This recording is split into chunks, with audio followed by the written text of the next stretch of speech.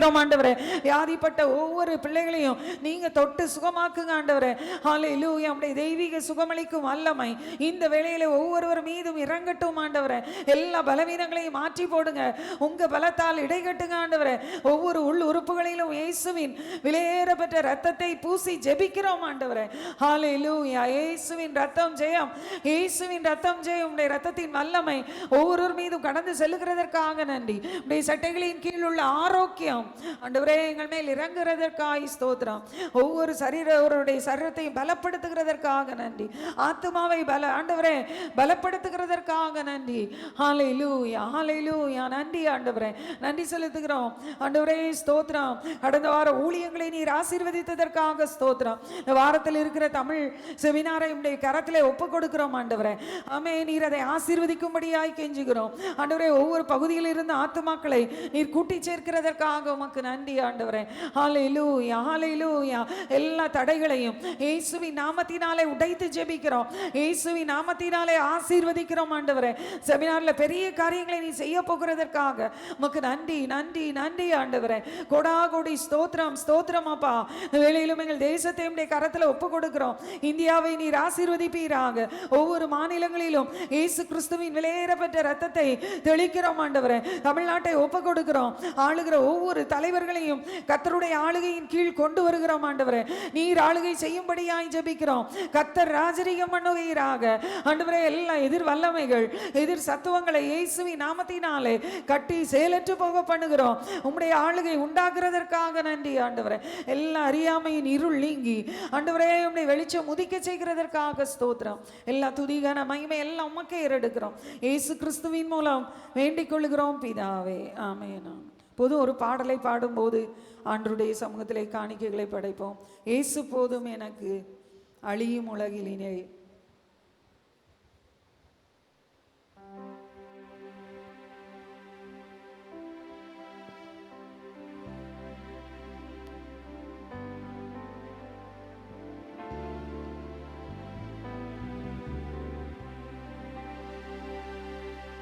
இயேசு போதும் எனக்கு அழியும் உலகினிலே, வேறு ஒன்றும் நாடேன். இயேசு போதும் எனக்கு, இயேசு போதும் எனக்கு அழியும் உலகினிலே, வேறு ஒன்றும் நாடேன். இயேசு போதும் எனக்கு, இயேசு போதும் எனக்கு. கண்கள் காணும் பூமியிலே யாவும் நிலைப்பதில்லை. அழியா ஒன்று தருவார்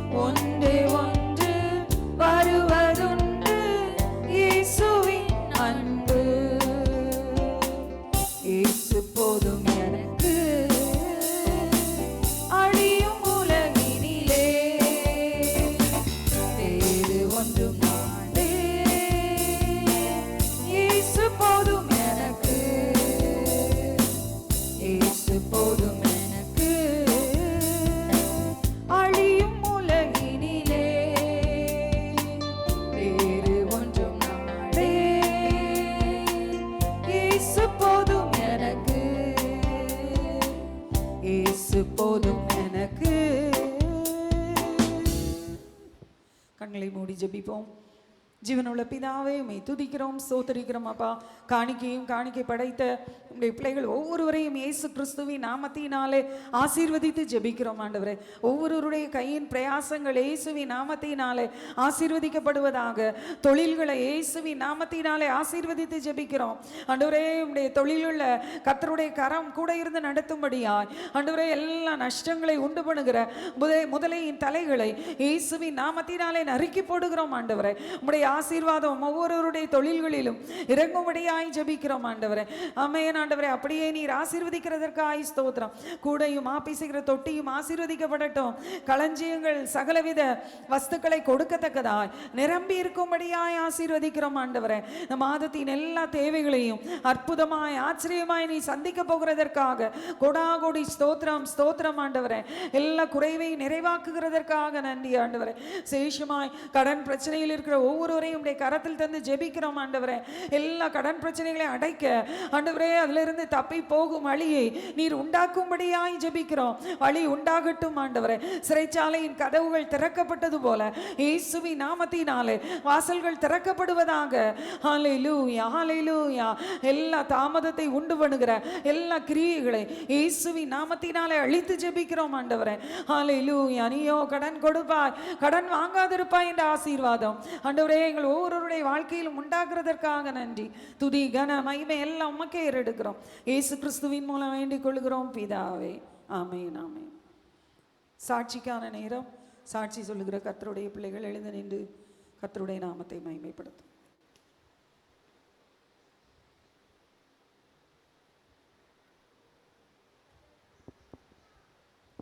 கர்த்தருடைய நாமத்துக்கு மகிமை உண்டாவதாக. எபேசியர் 3:20 சொல்லப்பட்டபடி நாம் நினைப்பதற்கும் வேண்டிக் கொள்வதற்கும் மிகவும் அதிகமாக கிரியை செய்கிற வல்லமையின்படியே தேவன் ஒரு நல்ல ரெப்யூட்டடான யூனிவர்சிட்டியில் சேர உதவி செஞ்சாங்க. தேவனுடைய நாமத்துக்கு மகிமை உண்டாவதாக. ஹல்லேலூயா ஹல்லேலூயா. கர்த்தருடைய நாமம் மகிமைப்படுவதாக.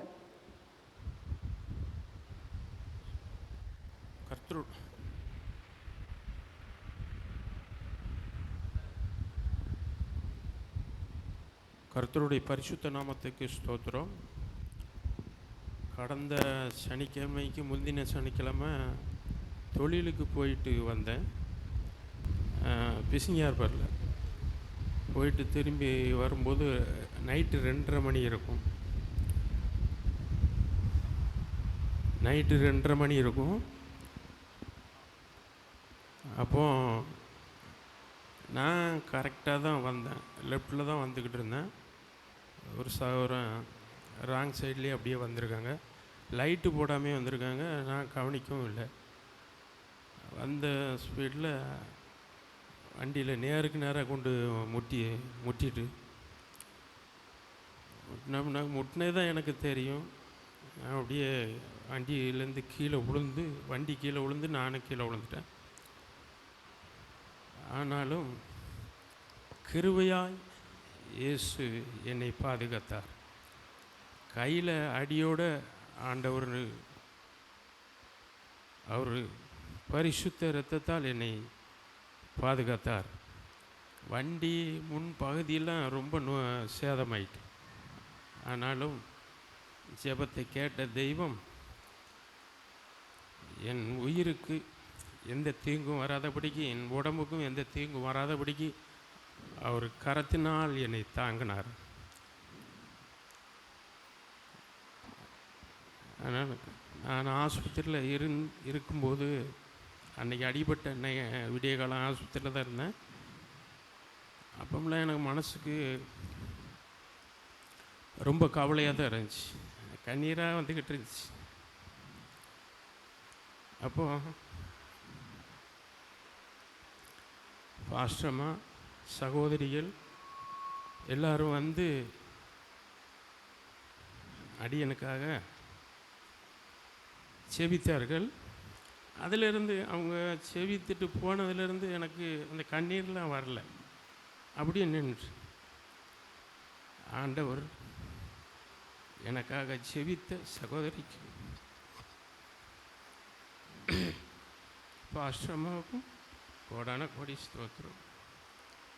ஆனால் என்னை கிருபையாய் பாதுகாத்த ஏசப்பாவுக்கும் கோடான கோடி ஸ்தோத்திரம். இந்த சிறு சாட்சியை கர்த்தர் ஆசீர்வதிப்பாராக. ஆமென்.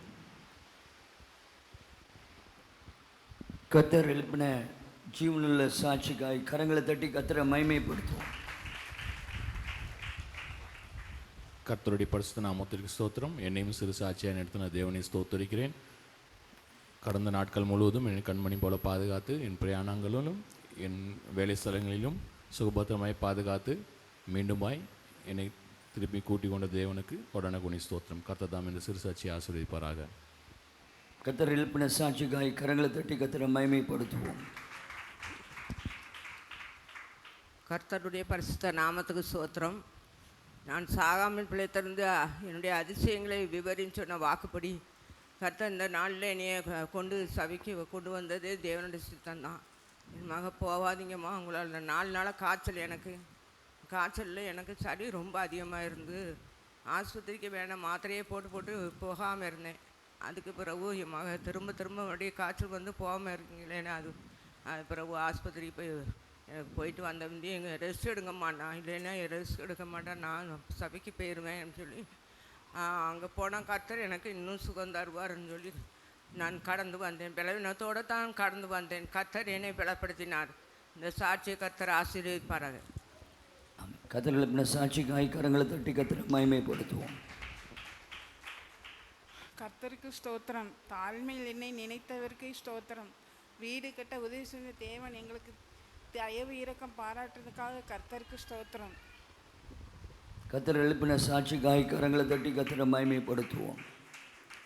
கர்த்தர் நம் யாவருக்கும் ஜீவன் சுகம் பலனை கொடுத்திருக்கிறார். கர்த்தருடைய நாமம் மகிமைப்படுவதாக. இந்த காலை ஆராதனைக்கு வந்திருக்கிற உங்கள் ஒவ்வொருவருக்கும் தேவனுடைய கிருபையும் இரக்கமும் சமாதானமும் ஆதரவும் தேவனுடைய சகாயமும் உங்களுக்கு உண்டாயிருப்பதாக. சதமுறை அல்லே சொல்லுவோமா? இன்றைக்குமே பிரயாணப்பட்டு போகும்போது நாம் அதிக ஜபத்தோடே செல்ல வேண்டும். என்றால் சத்ரு எதிலாவது ஒன்றில் கொண்டு போய் அவன் நம்மளை வேதனைப்படுத்தணுங்கிறது அவனுடைய முக்கிய நோக்கம், பிசாசினுடைய நோக்கம். அடுத்தது பொருளாதாரத்தை காலி பண்ணணும். அது எல்லாம் கடைசியில் போய் சேர்த்து வச்சிருக்கிற பணம் அவ்வளவு விரயமாகிற வரைக்கும் சத்ரு போராடணும். அப்போ இதன் மத்தியில் யுத்த ஜபங்களை செய்வதற்கு நாம் பழக வேண்டும். வேதத்திலே 15 சங்கீதங்கள் ஆரோகண சங்கீதங்கள் என்று சொல்லப்பட்டிருக்கிறது. அதுதான் பயண சங்கீதங்கள், டிராவல் சாம்ஸ்ன்னு சொல்லப்பட்டிருக்கிறது. வேதத்திலே 120ஆம் சங்கீதத்திலே இருந்து 134ஆம் சங்கீதம் வரைக்கும் ஆரோகண சங்கீதங்கள். பிரயாணப்பட்டு போகும்போது பிரயாணப்படுறதுக்கு முன்னால் இந்த 15 சங்கீதங்களையும் வாசித்து செல்வார்கள். பிரயாணங்களிலே வாசிக்கப்படுகிற சங்கீதங்கள். ஆகவே என்றைக்குமே தேவ ஜனங்கள் விசுவாசிகள் மனதிலே கொண்டிருக்க வேண்டும். இந்த 15 சங்கீதத்தையும் வாசித்து விட்டு அதில் ஒரு பகுதியை எடுத்து மனதில் போட்டுவிட்டு பயணத்துக்கு போகணும். ஆமைன்னு சொல்லுங்கள். பாஸ்டர் இதை முதல்ல சொல்லியிருக்கலாம்ல, இதுவரைக்கும் நீங்கள் சொல்லவே இல்லையே. நான் சொல்லலை, இன்றைக்கி தான் ஆண்டவரே வாய்ப்பு கொடுத்துருக்காரு. சத்தமாக ஆமைன்னு சொல்லுங்கள். ஸோ 15 சங்கீதங்கள் ஆரோகண சங்கீதங்கள், பயண சங்கீதங்கள், பயணத்தில் பயன்படுத்தக்கூடியவைகள். இதை மனதில் வைத்திருக்க வேண்டும். எக்கச்சக்கமான ஆக்சிடெண்ட்ஸ் டெய்லி நடந்துகிட்டு இருக்கிறது. எவ்ரி செகண்ட்ஸ் அநேகர் விபத்துக்களிலே மரித்து போய் கொண்டிருக்கிறார்கள். பொல்லாத காலம் இது. நாம் சரியாக போனாலும் எதிரே பிசாசானவன் எவனையாவது கொண்டு வந்து நம்ம மேலே மோத வைப்பதற்கு, நம்மளை பிரச்சனைக்கு உட்படுத்துவதற்கு, மனதை வேதனைப்படுத்துவதற்கு முழு முயற்சிகளையும் சாத்தான் பண்ணி கொண்டிருக்கிறான். ஆனாலும் கூட நாம் கிறிஸ்து இயேசுவினுடைய அந்த சிலுவையின் வெற்றியை நடைமுறைப்படுத்த வேண்டும். நம் வாழ்க்கையிலே அறிவிக்க வேண்டும், அதை அறிக்கை செய்ய வேண்டும். சிலுவையின் வெற்றி என்னுடைய வெற்றி, இயேசு சிலுவையில் எடுத்த வெற்றிங்கிறத குறித்த ஒரு பெரிய வெளிப்பாடு நமக்கு முக்கிய அவசியம் தேவைப்படுகிறது. We need a broader revelation about the victory that Jesus bought on the cross of Calvary. நீங்கள் அதில் ஒவ்வொன்றாக பார்த்தீங்கன்னா அந்த 15 பயண சங்கீதங்கள்லையும் பயணங்களில் வரக்கூடிய பிரச்சனைகள் அத்தனையும் டீல் பண்ணுறது அந்த சொல்லப்பட்டிருக்கு இந்த சங்கீதங்களில். சங்கீதக்காரன் தாவீது மற்றும் சாலமோன் இவர்களெல்லாம் சேர்ந்து எழுதப்பட்ட இந்த 15 சங்கீதங்கள். இதில் பயணங்களில் வரக்கூடிய பிரச்சனைகளை குறித்து எழுதுகிறதை நீங்கள் பார்க்க முடியும். கர்த்தருடைய நாமம் மகிமைப்படுவதாக. உதாரணத்திற்கு ஒன்றை சொல்லுகிறேன், கவனிங்கள். 131ஆம் சங்கீதம், இது ஒரு 31 131 ஆரோகண சங்கீதம், பயண சங்கீதம். Psalms 131 is a travel song. 1ஆம் வசனத்தை வாசிக்கிறேன், கவனிங்கள். கர்த்தாவே, என் இருதயம் இருமாப்புள்ளதல்ல, என் கண்கள் மேட்டிமையானவைகளும் அல்ல. பெரிய காரியங்களிலும் எனக்கு மிஞ்சின கருமங்களிலும் நான் தலையிடுகிறதும் இல்லை.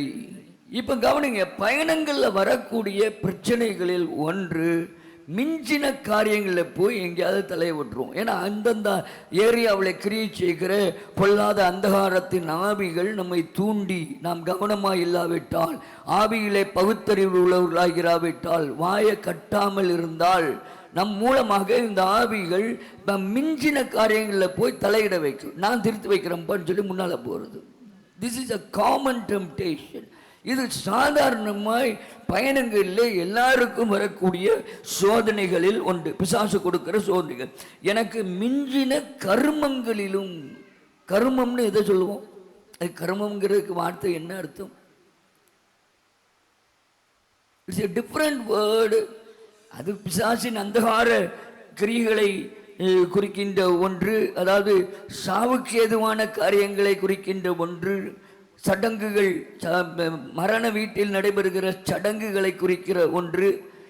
எதுவாக இருந்தாலும் எனக்கு மிஞ்சின கருமங்களிலும் நான் தலையிடுகிறதும் இல்லை. அப்போ ஒவ்வொரு விசுவாசிக்கும் ஒரு சோதனை உண்டு. மிஞ்சின பெரிய காரியங்களில் போய் பயண நேரத்தில் தலையை போட்டு அங்கே பயணத்தில் பிரச்சனை வர்றது, அல்லது மிஞ்சின கருமங்களில் போய் தலையிடுகிறது. இது ஒரு எக்ஸாம்பிள் உங்களுக்கு நான் சொன்னேன். ஆகவே இப்படிப்பட்ட சோதனைகள் பயணங்களில் வரும். அது வீட்டில் இருந்து நீங்கள் மார்க்கெட் போயிட்டு வீட்டுக்கு வர்றதா இருக்கலாம். எதுவாக இருந்தாலும், whether it is a short distance journey or a distant journey, அது குறுகிய பயணமாக இருந்தாலும் நெடுந்தூர பயணமாக இருந்தாலும் நாம் தேவனுடைய வார்த்தையை கொண்டே நாம் பயணப்பட வேண்டும். சதம் ஒரு அல்லே சொல்லுவோமா? ஏன்னா 130ஆம் சங்கீதம் 7ஆம் வசனத்திலே அங்கே தாவீது சொல்லுகிறதை பாருங்கள். இஸ்ரவேல் கர்த்தரை நம்பி இருப்பதாக. எங்கே போ பயணங்களில் போகும்போது இஸ்ரவேல் கர்த்தரை நம்பி இருப்பதாக, கர்த்தரிடத்தில் கிருபையும் அவரிடத்தில் திரளான மீட்பும் உண்டு. அப்போ பயணங்களில் நாம் மனதில் வைத்துக்கொள்ள வேண்டிய ஒன்று, கர்த்தரிடத்தில் கிருபையும் உண்டு, அவரிடத்தில் திரளான மீட்பும் உண்டு. ஆகவே எனக்கு சேதம் எதுவும் அணுகாது. சதமா ஆமேன்னு சொல்லுங்க, சதமா ஆமேன்னு சொல்லுங்க.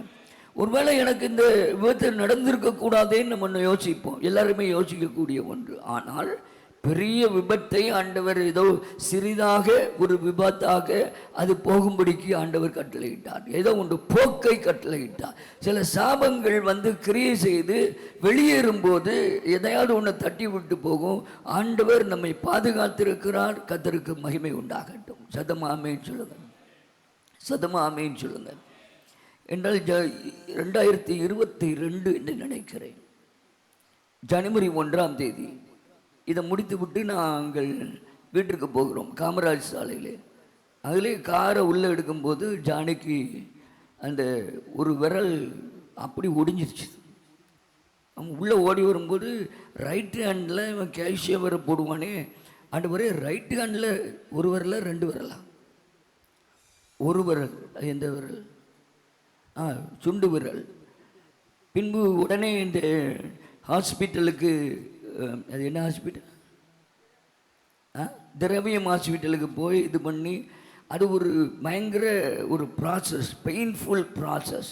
அவ்வளோ போட்ட நரம்பு இது வலி வேதனை, பிறகு எடுக்கிறது, அந்த ஒயரை உருவும் போதெல்லாம். கவனிங்கள், எப்போ நடக்குது?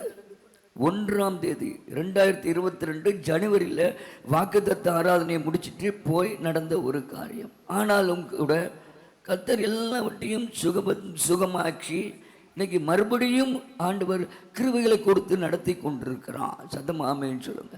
சில நேரங்களில் நாம் சில விதங்களில் அறியாமல் சில அந்தகார கிரியைகளுக்கு இடம் கொடுத்து விடுகிறோம். அதில் மல்டிபிள் ஃபேக்டர்ஸ் இருக்குது. அதை பற்றி நமக்கு இல்லை. கர்த்தர் பெரிதாய் வந்த விபத்தை சிறிதான விபத்தாக மாற்றினான். சத்தம் ஆமென்னு சொல்லுங்க. அது தேவனுக்கு மகிமை உண்டாகட்டும். கர்த்தருடைய நாமம் மகிமைப்படுவதாக ஒரு சில அறிவிப்புகளை கூற விரும்புகிறேன். ஞாயிற்றுக்கிழமை ஆராதனையை தவறவிட வேண்டாம். தொடர்ச்சியாய் அட்டென்ட் பண்ணுங்க. நேரத்தை கடைபிடிங்கள். என்னத்தை சொன்னாலும் நம்ம அதை சொல்ல வர்றவங்க தான் வருவாங்களே உரிய, மற்றவங்க லேட்டாக தான் வருவாங்க. சரி, அது கர்த்தர் பொறுப்படுத்திக் கொள்வார். சத்தமாக ஆமென்னு சொல்லுங்க. ஆராதனை முடிந்தவுடன் சண்டே கிளாஸும் நமக்கு வாலிபர் கூட்டமும் உண்டு. மற்ற எல்லா ஊழியங்களுக்காக ஜெபித்துக் கொள்ளுங்கள். வருகிற திங்கட்கிழமையிலிருந்து நாளையிலிருந்து திங்கள் டு வெள்ளி ஆகஸ்ட் 10லேருந்து 14 வரைக்கும் நமக்கு விடுதலை ஊழிய பயிற்சி முகாம் நமக்கு இருக்கிறது. கடந்து வாருங்கள். ஏதாவது ஒரு நாள் வாங்க. காலைல வந்துட்டு நைட்டு போகிற மாதிரி இல்லை சாயங்காலம் போகிற மாதிரி, இல்லை கடைசி நாளாவது வந்து சேருங்க. நல்லா இருந்து கம்யூனியன் சர்வீஸ் இருக்கும். முடிஞ்ச பிறகு விருந்து இருக்கும். சாப்பிட்டுட்டு நீங்கள் போகலாம். ஏதாவது ஒரு விதத்தில் ஒரு நேரமாவது வந்து விடுதலையை பெற்று செல்லுங்கள். சதமாமேன்னு சொல்லுங்கள். அதனால்தான் பிணியாளிகளை குணமாக்கத்தக்கதாக கர்த்தருடைய வல்லமை விளங்கிட்டு. எப்பவுமே அப்படி நடக்கல. நல்ல கவனிங்க. எல்லா மீட்டிங்லையும் எல்லா காரியங்களும் நடக்காது. குணமாக்கத்தக்கதாக கர்த்தருடைய வல்லமை இறங்கிட்டு அன்னைக்கு வந்த நோயாளிகள், பிசாசு பிடியில் இருந்தவங்க எல்லாருமே சுகப்படுத்தப்பட்டாங்க. இயேசுவை பற்றி சொல்லப்பட்டிருக்கிறது. ஆமென்னு சொல்லுங்க. அப்படித்தான் கூட்டங்களில் இந்த விடுதலை ஊழிய பயிற்சி முகாம்களில் ஒவ்வொரு நாளும் விதவிதமாய் அபிஷேகம் வந்து இறங்கி நிற்கும். ஜனங்கள் விடுதலை பெற்று செல்வார்கள். எத்தனை ஆயிரக்கணக்கான பேர்.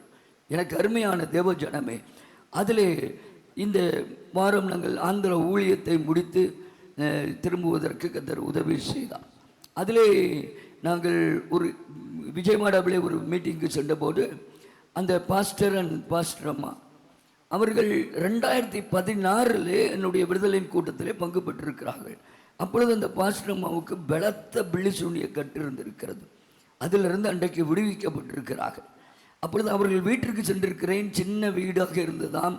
இப்பொழுது அது பெரிதாக்கி அந்த மேலே சர்ச்சை கட்டி இருக்கிறது. அந்த இடத்துல தான் பேசுவதற்கு போன போது அவர்கள் இந்த சாட்சியை சொன்னார்கள். சதமாமேன்னு சொல்லுவோமா. ஆகவே கர்த்தர் ஆங்காங்கே நம்முடைய ஊழியத்தின் மூலம் அநேகரை விடுவித்து ஆசீர்வதித்து வைத்திருக்கிறார். கர்த்தருடைய நாமம் மகிமைப்படுவதாக. விஜயவாடா கூட்டங்கள் ஆசீர்வாதமாக இருந்தது. தொடர்ந்து ஜெபியுங்கள். பயணத்திலே களைப்புகள், சோர்வுகள் அப்படின்னா நிறைய இருந்தது. ஆனாலும் கூட கர்த்தர் எல்லாவற்றையும் மேற்கொள்ள உதவி செய்தார். சதமாமேன்னு சொல்லுங்கள். சதமாமேன்னு சொல்லுங்கள். அதுபோல் ஹைதராபாத் மீட்டிங்ஸையும் கர்த்தர் ஆசீர்வதித்தார். தொடர்ந்து நீங்கள் அதிகமாக ஜெபியுங்கள். ஒரு மனதோடு ஒற்றுமையோடு ஜெபியுங்கள். வர்ற நாட்களில் கர்த்தர் பெரிய காரியங்களை செய்வாராக. சதமாமேன்னு சொல்லுவோமா. கர்த்தருடைய நாமம் மகிமைப்படட்டும். அதே போல்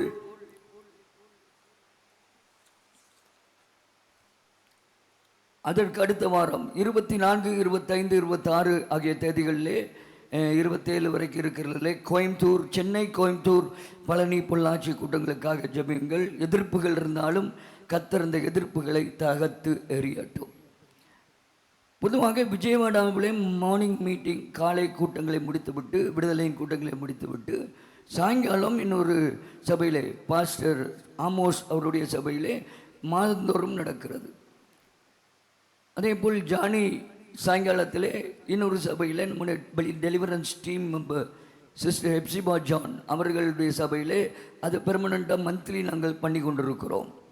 அப்படி இந்த ஹனுமான் ஜங்ஷனில் நான் போன இடத்துல அவர்கள் அட்வர்டைஸ்மெண்ட் கொண்டு போய் சந்தையில் வைத்திருக்கிறார்கள். அதில் ஆர்எஸ்எஸ் நிறைய பேர் சேர்ந்து இது யார் கூட்டம் நடத்துறது வைக்கிறதுன்னு சொல்லி பயங்கர வாக்குவாதம் ஏற்பட்டிருக்கிறது.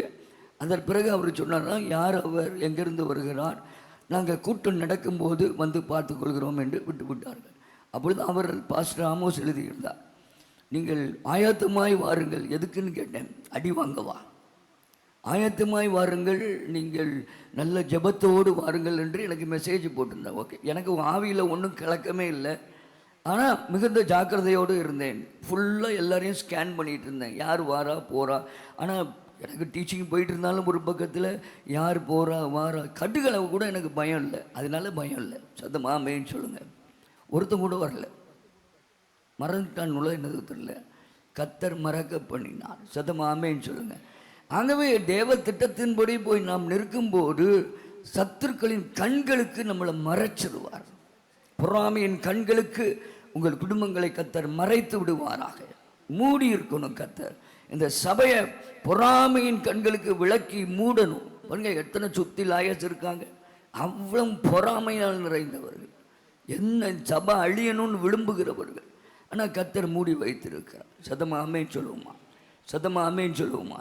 கர்த்தருடைய பரிசுத்த நாமத்திற்கு மகிமை உண்டாவதாக. அதேபோல் நம்முடைய வாடகையிலே நிறைய ப்ராப்ளம்ஸ் நமக்கு இருக்கிறது. 4 மாத வாடகை நம்ம கொடுக்கவில்லை, 1,40,000 ரூபாய். ஆகவே அதற்கு நான் பல வழிகளிலே மாற்று வழிகளை தேடினாலும் அது எனக்கு கிட்டவில்லை. பொதுவாக நான் ஏதாவது ஒரு வழியிலே கொண்டு போய் கட்டி பண்ணீர் விடுவேன். ஆனால் அங்கிருந்து பயங்கரமாக நெருக்குகிறார்கள். ஆகவே சபையார் நீங்கள் எதையாவது யோசித்து, இந்த காரியம் சபைக்குரிய ஒரு காரியம், எவ்வளவோ வாடகைகளை இதுவரைக்கும் கட்டி வந்தாலும் ஒரு கட்ட முடியாத ஒரு சூழ்நிலை இருக்கிறது. கத்தர், அதாவது 1,40,000 ரூபாய் நீங்கள் கத்தர் உங்கள் உள்ளத்தில் ஏவுவாரானால் அப்படி கிடையாது, ஏவுவார் கண்டிப்பா, ஏவனும். சத்தமா ஆமேன்னு சொல்லுங்க. நீங்கள் கொடுக்கணும், நம்ம சபையார் நமக்கு கொடுக்கணும். ஆகவே நீங்கள் இந்த கிரைசிஸை விட்டு வெளியே வர்றதுக்கு கத்தர் கிருபை கொடுக்கட்டும். அட்லீஸ்ட் ஒரு 2 மாதம் வாடகை 70,000 ரூபாய் நம்ம உடனே கட்டியாக வேண்டும். கத்தர் அதை நம்முடைய சபையின் மூலம் நமக்கு ஒரு தேவைகளை சந்திப்பாராக. கர்த்தருடைய நாமம் மகிமைப்படுவதாக. வியாதியஸ்தர்கள் உங்கள் வலது கரத்தை உங்கள் மார்பிலே வைத்துக் கொள்ளுங்கள். பரிசுத்தமுள்ள பிதாவே, இயேசு கிறிஸ்துவின் நாமத்தில் வியாதி உள்ளவர்களுக்காய் ஜெபிக்கிறேன். ஆண்டவரே, ஏசாயா 53:4-5 மெய்யாகவே எங்களுடைய பாடுகளை ஏற்றுக்கொண்டு எங்கள் துக்கங்களை சுமந்தீர் என்று வேதவசனம் சொல்கிறது.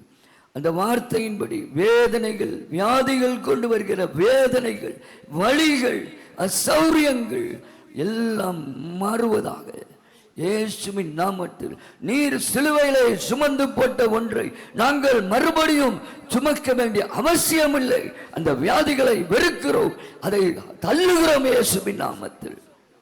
அதற்கு எதிர்த்து நிற்கிறோம். யாத்திராகமம் 23:25 வியாதியை உன்னிலிருந்து விலக்குவேன் சொன்னீரே, அப்படியே விலக்கி போடுவீராக இயேசுவின் நாமத்தில். விலகு வியாதியை, இயேசுவின் நாமத்தினாலே விலகி என்று கட்டளையிடுகிறேன், விலகி என்று கட்டளையிடுகிறேன். தேவனுடைய வல்லமை ஒவ்வொருடைய சரத்திலும் பாய்வதாக, பாய்வதாக. இப்பொழுது இயேசுவின் இரத்தத்தை ஆண்டவரே தசைகளில் தெளிக்கிறோம், நரம்பு மண்டலத்திலே தெளிக்கிறோம். உடைய இரத்தத்தை arteries, veins, lymphatic system, plexus, lymph nodes எல்லாவற்றையும் தெளிக்கிறோம். மிசென்ட்ரிக் நோட்ஸ் எல்லாவற்றிலும் தெளிக்கிறோம்.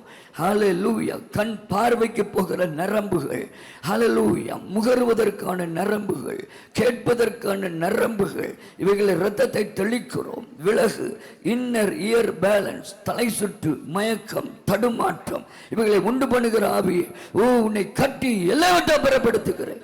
சரியாங்களை விட்டு விலக இயேசுவின் நாமத்தில். பலவீனப்படுத்தும் பலவானின் கிரியைகளை இயேசுவின் நாமத்தில் கட்டி அவைகளை செயலிழக்க பண்ணுகிறேன், செயலிழக்க பண்ணுகிறேன். கர்த்தருடைய வல்லமை இப்பொழுது இறங்கட்டும், இறங்கட்டும், இறங்கட்டும். மூளையிலே தெளிக்கிறேன்.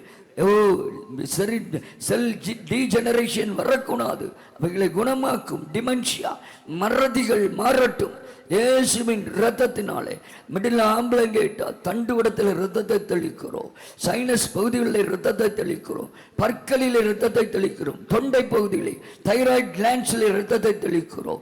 ஓ ஹalleluya. ஈசோஃபேகஸ் கேஸ்ட்ரிக் அந்த பாதையிலே முடிகிற இரத்தத்தை தெளிக்கிறோம். ஸ்டமக்கிலே, டியோடினத்திலே, small intestine, greater intestine, rectum, anus எல்லாவற்றிலும் உடைய இரத்தத்தை தெளிக்கிறோம். பொல்லாத ஆவியே உன் கரத்தை சரத்திலிருந்து எடு இயேசுவின் நாமத்தில். பைல்ஸ் வியாதிகள் இப்பொழுது சுகமாகட்டும், கட்டிகள் மறைவதாக சுகமாகட்டும். கேன்சர் செல்லுகளை இயேசுவின் நாமத்தில் சபிக்கிறேன், மடிந்து போய் இயேசுவின் நாமத்தில். Let cancer cells die in Jesus name, die in Jesus name. இயேசுவின் நாமத்தில் எலும்புகளில் இரத்தத்தை தெளிக்கிறேன். எலும்புகளை பலப்படுத்தும், கால்சியம் சத்துக்கள் கிடைப்பதாக பலப்படுத்துங்க ஆண்டவரே. பேலன்ஸ் டயட் எடுக்க உதவி செய்க. எலும்புகள் பலப்படட்டும், எலும்புகளை நினமுள்ளதாக்குவேன் என்று சொன்னீரே. இயேசுவின் நாமத்தில் ஜாயின்ட்ஸில் இரத்தத்தை தெளிக்கிறேன். கழுத்து எலும்புகள், இடுப்பு எலும்புகள், மூட்டு எலும்புகள், கரண்டை எலும்புகள் ஒவ்வொன்றிலும் இரத்தத்தை தெளிக்கிறேன். வலிகள் மறைவதாக. நல்ல அந்நிய பாஷை பேசுங்க. ஜெபம் பண்ணும்போது வாயை திறந்து பண்ணும்போது இந்த ரிசீவ் பண்ணுவீங்க, அப்பதான் ஹீலிங்க. ஷம்மரா கதரா பாதிரா ரீதரமா சங்க மாதரா ரீதரமா சங்க மாதுரா பா. விலகே இயேசுவின் நாமத்தில். வழியின கொண்டு வருகிறாவிய cancer spirit, you spirit of cancer, leave the bodies in Jesus name. Thyroid deficiencies be healed in the name of Jesus. Be healed in the name of Jesus. Be healed in the name of Jesus. இயேசுவின் நாமத்தில் கர்ப்பப்பை நோய்கள், fibroids, polycystic ovaries, ectopic pregnancies, endometriosis எல்லாவற்றிலும் உம்முடைய இரத்தத்தை ஊட்டி சுகமாக்குகிறேன். ஓ இயேசுவின் நாமத்தில் கருத்தரிப்புகளை தடை பண்ணுகிற நோய்கள் விலகட்டும். அசுத்த ஆவிகள், இயேசபேலின் ஆவிகள் கற்பத்தை விட்டு வெளியேறு, வெளியேறு இயேசுவின் நாமத்தில். blood of Jesus. பலப்படுத்துங்க.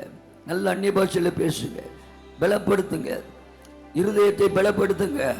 இரத்த குழாயில் அடைப்புகள் குணமாகட்டும். நுரையீரல் இரத்தத்தை தெளிக்கிறேன். நல்ல சுவாசத்திலே தடைகள் வரக்கூடாது. ஆக்சிஜன் எக்ஸ்சேஞ்ச் நன்றாக நடக்கட்டும்.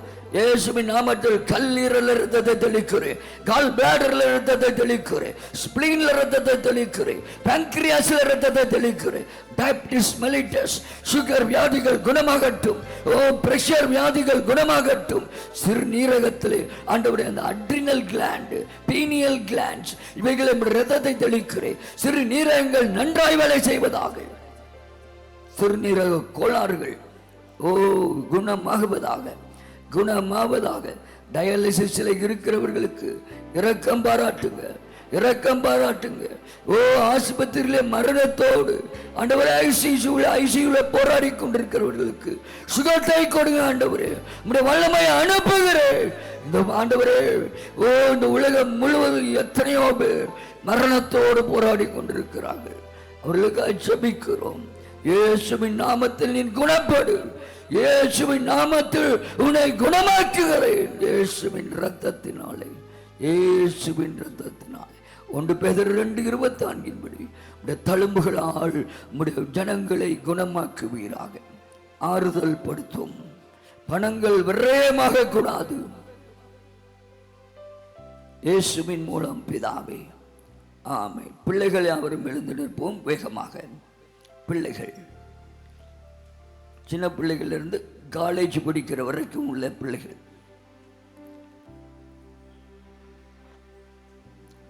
மொபைல் யூசேஜ்,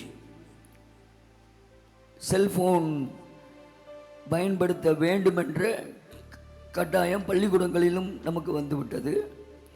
ஆனால் இவர்களையும் அறியாமலேயே இவர்கள் சில காரியங்களினாலே, அந்த நெட்டில் பார்க்கிறவைகளினாலே பிரெயின் வாஷ் பண்ணப்படுவார்கள். மூளைச்சலவை கொஞ்சம் கொஞ்சமாக ஏற்பட்டு கொண்டே இருக்கும். யாருக்கும் எந்த அளவுக்கும் தெரியாது, ஒரு அளவுக்கு போன பிறகுதான் தெரியும். ஆனால் பிள்ளைகளை அது பாதிக்கக்கூடாது. கையை உயர்த்துவோம். என் சபையார் ஆவரும். பரிசுத்தமுள்ள பிதாவே, பிள்ளைகள் நீ ஓ கற்பத்தின் கனி கர்த்தரால் வரும் பலன் ஓ இயேசுவின் நாமத்தில் பிள்ளைகள், ஓ ஹல்லேலூயா, நீர் கொடுத்த கிருபை பாக்கியம் ஆண்டவரே.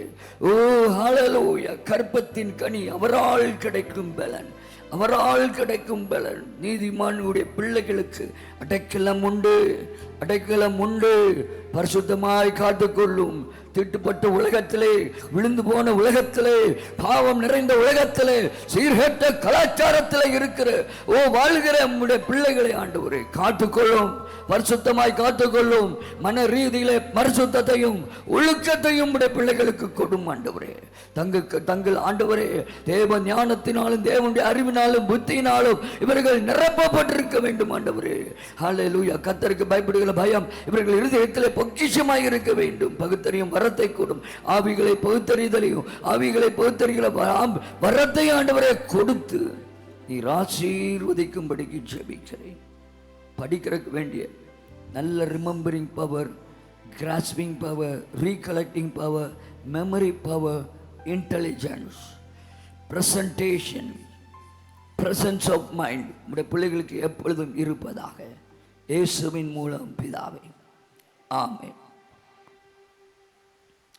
இப்பொழுதும் நாம் கர்த்தருடைய வார்த்தைக்கு நேராக கடந்து செல்ல போகிறோம்.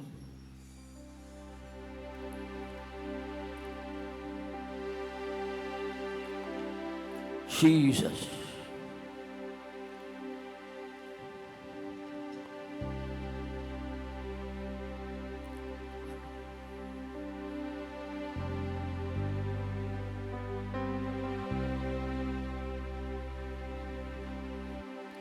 Jesus.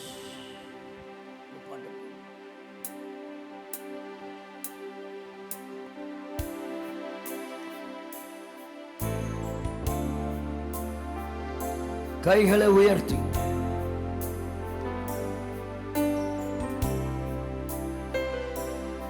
உந்தன் நாமம் உயரணும், அது மேன்மை அடையணும். பாடுவோம் அல்லேலூயா. உங்க நாமம் உயரணும், மேன்மை அடையணும். பாடுவோம் அல்லேலூயா, அல்லேலூயா, அல்லேலூயா, அல்லேலூயா, அல்லேலூயா, அல்லேலூயா. ஆமென், ஆமென். அல்லேலூயா,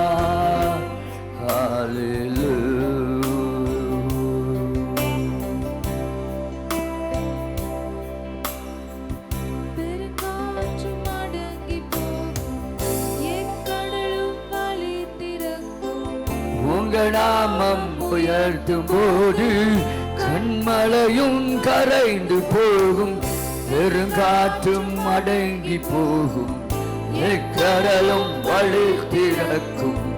உங்க நாமம் உயர்த்தும் போது கண்மலையும் கரைந்து போகும். இயேசுவே உம் நாமமே உயரணும். அல்லேலூயா. இயேசுவே உம் நாமமே உயரணும். அல்லேலூயா. உங்க நாமம் உயரணும் என்று மேன்மை அடையணும். பாடுவோம் அல்லேலூயா. உங்கள் நாமம் உயரணும் என்று மேன்மை அடையணும். பாடுவோம் அல்லேலூயா.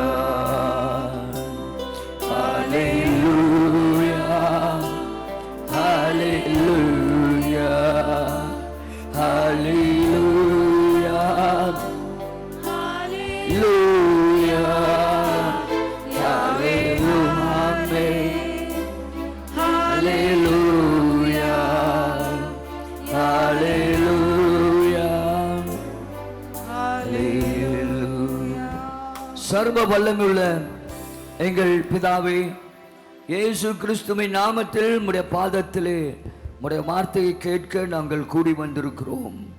எங்களுடைய மனதில் உள்ள குழப்பங்கள், அந்தகாரங்கள் இயேசுவின் நாமத்தில் நீங்குவதாக.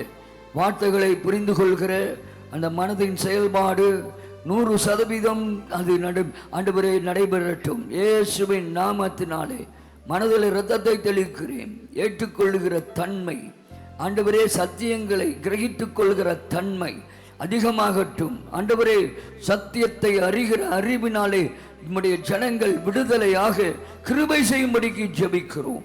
இயேசு கிறிஸ்துவின் மூலம் ஜெபம் கேளும் பரிசுத்த பிதாவே, ஆமென், ஆமென். கர்த்தருடைய பரிசுத்த நாமத்திற்கு மகிமை உண்டாவதாக. இந்த நாளிலும் கூட உங்கள் மத்தியில் ஒரு முக்கியமான ஒரு சத்தியத்தை அடங்கிய போதனைகளை உங்கள் முன்பாக நான் வைக்க விரும்புகிறேன். கவனியுங்கள். சபை, புதிய ஏற்பாட்டு சபை என்பது அந்த சபை இந்த உலகத்திலே கிரியை செய்யக்கூடிய குறி சொல்ல ஏவுகிற ஆவிகளோடு ஒரு எதிர்த்து போராட்டம் பண்ண வேண்டிய ஒரு அவசியத்தில் உள்ளது. இதை நாம் அறிய வேண்டும். ஒட்டுமொத்த புதிய ஏற்பாட்டு சபை, புதிய ஏற்பாட்டு சபை விசுவாசிகள் அங்கே குறி சொல்ல ஏவுகிற ஆவிகளோடு ஒரு அங்கே யுத்தம் பண்ணுகிற ஒரு காரியத்தை, அவசியத்தை குறித்து நமக்கு வேதம் சொல்கிறது. என்னாகமம் 23:23 வாசித்து பாருங்கள். If you read Numbers 23:23, there is no enchantment against Jacob, there is no witchcraft against Israel. யாக்கோபுக்கு விரோதமான மந்திரவாதம் இல்லை, இஸ்ரவேலுக்கு விரோதமான குறி சொல்லுதல் இல்லை. அப்போ நாம் யாக்கோபின் சந்ததிகள். ஆபிரகாம், ஈசாக்கு யாக்கோபின் தேவன். யாக்கோபின் மூலமாகத்தான் இஸ்ரவேலர்கள் வந்தார்கள் என்பதை நாம் அறிந்திருக்கிறோம். கவனிங்கள். இதிலே சொல்லும்பொழுது யாக்கோபுக்கு விரோதமான மந்திரவாதம், மாந்திரிகம், மந்திரவாதம் என்பது தேவ ஜனங்களோடு எதிர்த்து போராடி கொண்டே இருக்கும். இரண்டாவது அங்கே சொல்லப்பட்டிருக்கிறது, யாக்கோபுக்கு விரோதமான மந்திரவாதம் இல்லை, இஸ்ரவேலுக்கு விரோதமான குறி சொல்லுதலும் இல்லை.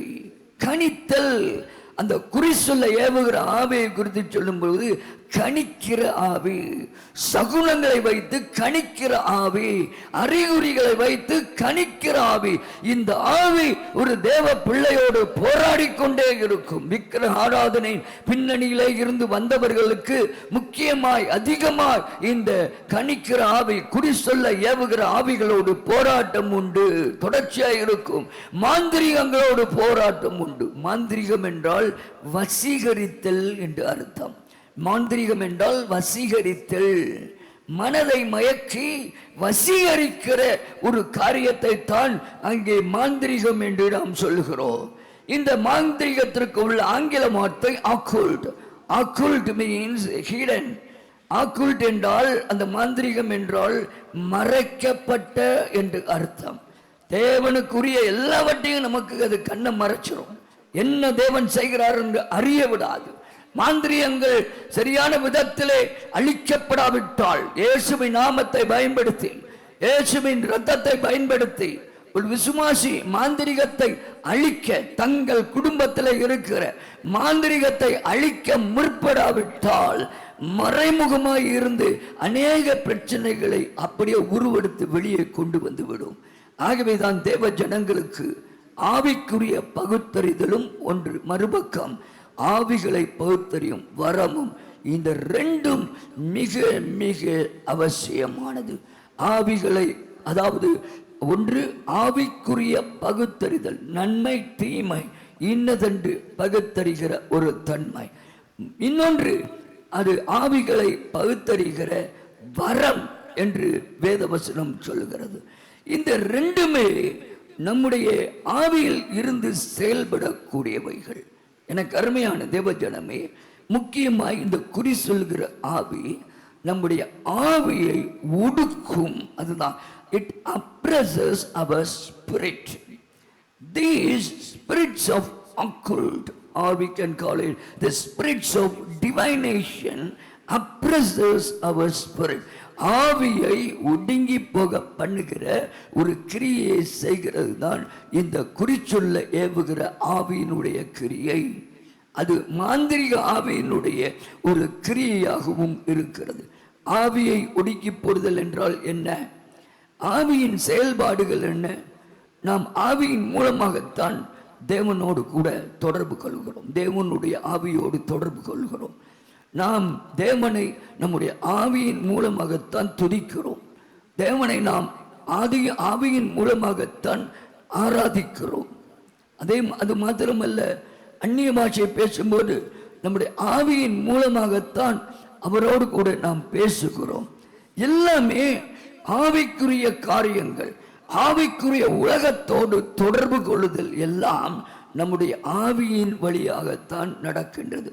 ஆகவே இந்த ஆவியிலே ஆராதித்தல், ஆவியிலே துதித்தல், தேவனுக்கு நன்றி செலுத்துதல், எல்லா ஃபங்க்ஷன்ஸும் அதுக்குள்ள தான் கிடக்கிறது. அது மாத்திரமல்ல, எல்லாவற்றையும் குறித்த வெளிப்பாட்டையும் அந்த ஆவியில தான் நமக்கு கர்த்தர் கொடுக்கிறார். தேவன் நம்மோடு எங்கு பேசுகிறார்? ஆவியில தான் பேசுகிறார். அந்த ஆவிதான் அந்த மகா பரிசுத்த ஸ்தலம் என்று சொல்கிறோமே, அந்த ஸ்தலத்தில் ஆசரிப்பு கூடாரத்திலே 3 பகுதிகள்: வெளிப்பிரகாரம், பரிசுத்த பிரகாரம், பரிசுத்த ஸ்தலம், மகா பரிசுத்த ஸ்தலம். நம்முடைய சரீரம் வெளிப்பிரகாரம், நம்முடைய ஆத்துமா பரிசுத்த ஸ்தலம். அதே நேரத்தில் நம்முடைய ஆவி மகா பரிசுத்த ஸ்தலம். மகா பரிசுத்த ஸ்தலத்தில் தான் கிருபாசனம் இருக்கிறது. கிருபாசனத்தின் நடுவே நின்று தேவன் ஜனங்களோடு கூட அங்கே பிரதான ஆசாரியனோடு தேவன் பேசுவார். இன்றைக்கு நம்முடைய ஆவிதான் மகா பரிசுத்த ஸ்தலம். அங்கேதான் தேவனுடைய வார்த்தை கிடைக்கிறது. தேவன் யார் என்று அறிகிறோம். தேவனுடைய சித்தம் என்னதென்று அறிகிறோம். தேவனுடைய வழிமுறைகள் என்ன என்று நாம் அறிகிறோம். ஆனால் இதை அறிந்த பிசாசு நம்ம ஆவியை அப்படியே ஒடுங்கி போக பண்ணுகிறான். ஆவியை கட்டி விடுகிறான். இப்பொழுது கவனியுங்கள், உங்கள் ஆவியிலே தான் ஆவிக்குரிய பகுத்தறிதல் இருக்கிறது. மற்றொன்று, ஆவிகளை பகுத்தறிகிற வரமும் அங்கே தான் இருக்கிறது. ஆவியிலே, ஆத்துமாவிலே அல்ல. இப்போ உங்க ஆவி ஒடுங்கி போயிருச்சுன்னா துதிக்க இஷ்டம் இருக்காது, தேவனை ஆராதிக்க இஷ்டம் இருக்காது, அதே நேரத்தில் நன்றி செலுத்த இஷ்டம் இருக்காது, உபவாசமே இருக்க மாட்டோம், பிடிக்காது. உபவாச கூட்டமா, விடுதலையின் கூட்டமா, என்ன கூட்டம், இவ்வளவு நாள் இருந்து என்னத்தை கண்டேன் என்று தேவனை குற்றஞ்சாட்ட ஆரம்பித்து விடுவோம். தேவனை குறித்துதானே ஒரு மனத்தாங்கள் நமக்கு வர ஆரம்பித்து விடும். ஆவி ஒடுங்கி போகிற நிலை. இந்த நிலைக்குள்ள உங்களை கொண்டு வந்து விட்டான் என்றால் எந்த வெளிப்பாடும் உங்களுக்கு இராது. எந்த விதத்திலும் கர்த்தர் தன்னுடைய சித்தத்தை வெளிப்படுத்த முடியாத ஒரு எல்லைக்குள் நீங்கள் போய் விடுவீர்கள். ஆகவேதான் இந்த குறிச்சொல்லுகிற ஏவுகிற ஆவி இருக்கிறதே, இது முக்கியமாய் ஆவியை ஒடுங்கி போக பண்ணுகிற ஒரு ஆவியாய் இருக்கிறது. இதனுடைய முக்கிய செயல்பாடு அதுதான். உங்கள் ஆவியில் அவன் கட்டிட்டான்னா, உங்க ஆவியை அவன் கட்டிட்டான்னா, உங்களை சுத்தமா தேவனோடு தொடர்பு கொள்வதை அவன் அடியோடு நிறுத்தி விடுவான். இதிலிருந்து வெளியே வர்றதுக்கு ஒரே ஒரு வாய்ப்பு தான், வாயை திறந்து கர்த்தரை துதிக்கணும். ஆமென் சொல்லுங்க. வாயை திறந்து சத்தமா பாடணும். அதாவது ஆவியை கட்டிவிட்டால், ஒடுங்கி போக பண்ணினால், இந்த குறிச்சொல்ல ஏவுகிற ஆவி உங்க ஆவியை ஒடுங்கி போக பண்ணிவிட்டால் இஷ்டம், ஆவிக்குரிய வாடையே இருக்கா, இஷ்டம் இருக்காது. ஜெபிக்க, வேதத்தை தியானிக்க, இதெல்லாம் ஒண்ணுமே இஷ்டம் இல்லாத ஒரு விருப்பு தான் அதன் மீது வந்துவிடும். இப்பொழுது வாயை திறக்கவே இஷ்டம் இருக்காது. இதை மேற்கொள்றதுக்கு என்ன வழி? வாயை திறந்து கர்த்தரை சத்தமா துதிக்கணும். வாயை திறந்து அங்கே தேவனை ஆராதிக்க வேண்டும். இப்பொழுது இயேசு கிறிஸ்துவினுடைய நாமத்தின் வல்லமையை குறித்த வசனங்களை வைத்து சத்தமா அறிக்க போனோம். ஆமென் சொல்லுங்க. அப்போ அந்த ஆவியிலே ஒடுங்குதலில் இருந்து ஒரு விடுதலை கிடைக்கும். இயேசுவின் இரத்தத்தின் அதிகாரத்தை குறித்து வாயை திறந்து அறிக்க போனோம். சத்தமா கண்டதுக்கெல்லாம் காட்டுக்கூச்சல் போடுவோம். ஆவியை ஒடுங்கின ஆவியிலிருந்து விடுதலை பெறுவதற்கு ஒரே வழி சத்தம் தான். உங்க வாயை திறக்கும் போது உங்க ஆவியை திறக்கிறீங்க. ஆமென் சொல்லுங்க. உங்க ஆவியை கட்டி போடுவான், திறக்க விட மாட்டான் பிசாசு. உங்க ஆவி திறக்கப்பட்டாதான் பரலோகத்தில் உள்ள ஆசீர்வாதங்கள் உங்கள் ஆவிக்குள்ளே வைக்கப்பட முடியும்.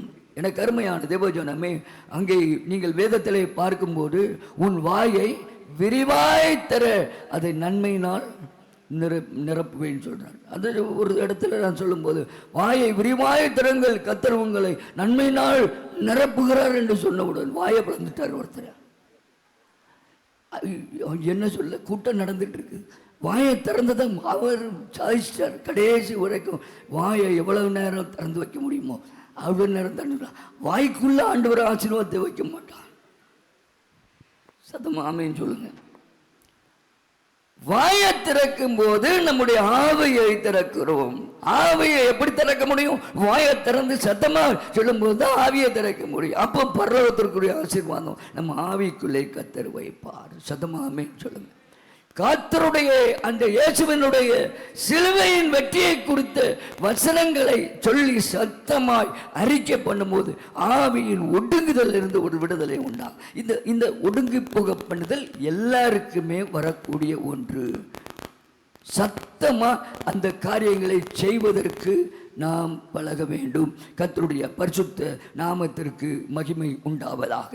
கவனியுங்கள் எனக்கு அருமையான தேவ ஜனமே, இந்த நேரத்தில் இந்த குறி சொல்ல ஏவுகிற ஆவியினுடைய கிரியைகள் எப்படிப்பட்ட விதத்திலே சபைக்கு விரோதமாய், விசுவாசிகளுக்கு விரோதமாய் போராடுகிறது என்பதை நான் தொடர்ச்சியாக உங்களுக்கு பேச விரும்புகிறேன்.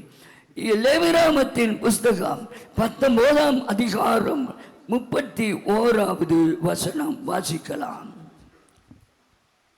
Leviticus chapter 19 verse 31. அஞ்சனம் பார்க்கிறவர்களை நாடி குறி சொல்கிறவர்களை தேடாதிருங்கள்.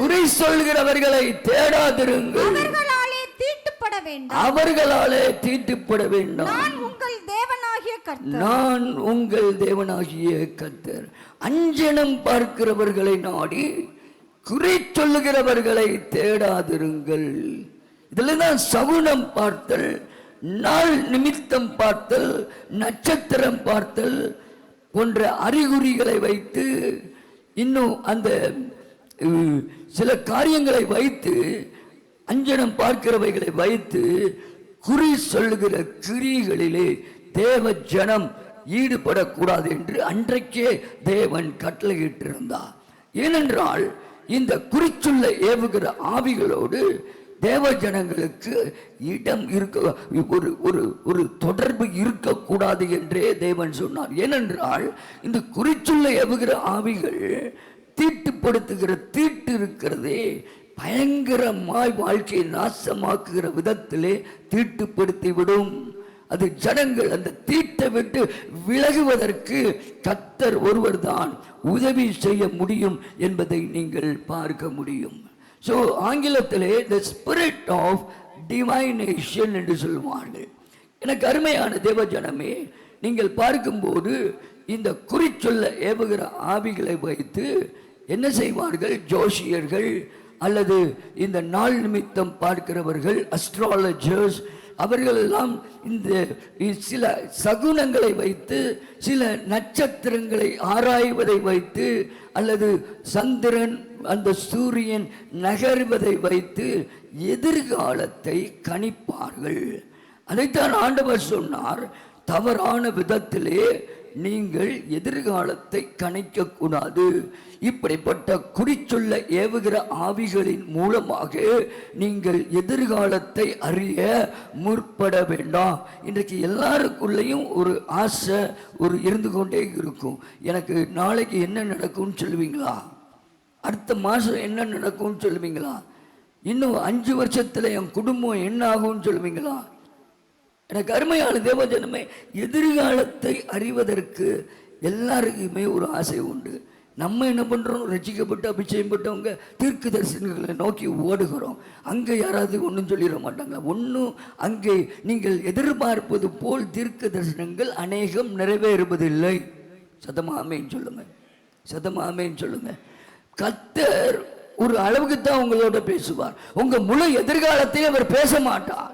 உங்க எதிர்காலத்திற்குரிய ஒரு படியைத்தான் அவர் காண்பிப்பார். அதுக்கு அடுத்த படியில், அந்த படியில கீழ்ப்படியும் போது அடுத்த படியை காண்பிப்பார். அந்த அடுத்த படிக்கு நீங்க கீழ்ப்படியும் போது அடுத்த படியை காண்பிப்பார். அங்க 30 வருஷத்துக்கு சேத்தாப்புல அங்க நம்முடைய எதிர்காலத்தை கர்த்தர் வெளிப்படுத்தவே மாட்டார். எனக்கு அருமையான தேவஜனமே, நீங்கள் எவ்வளவு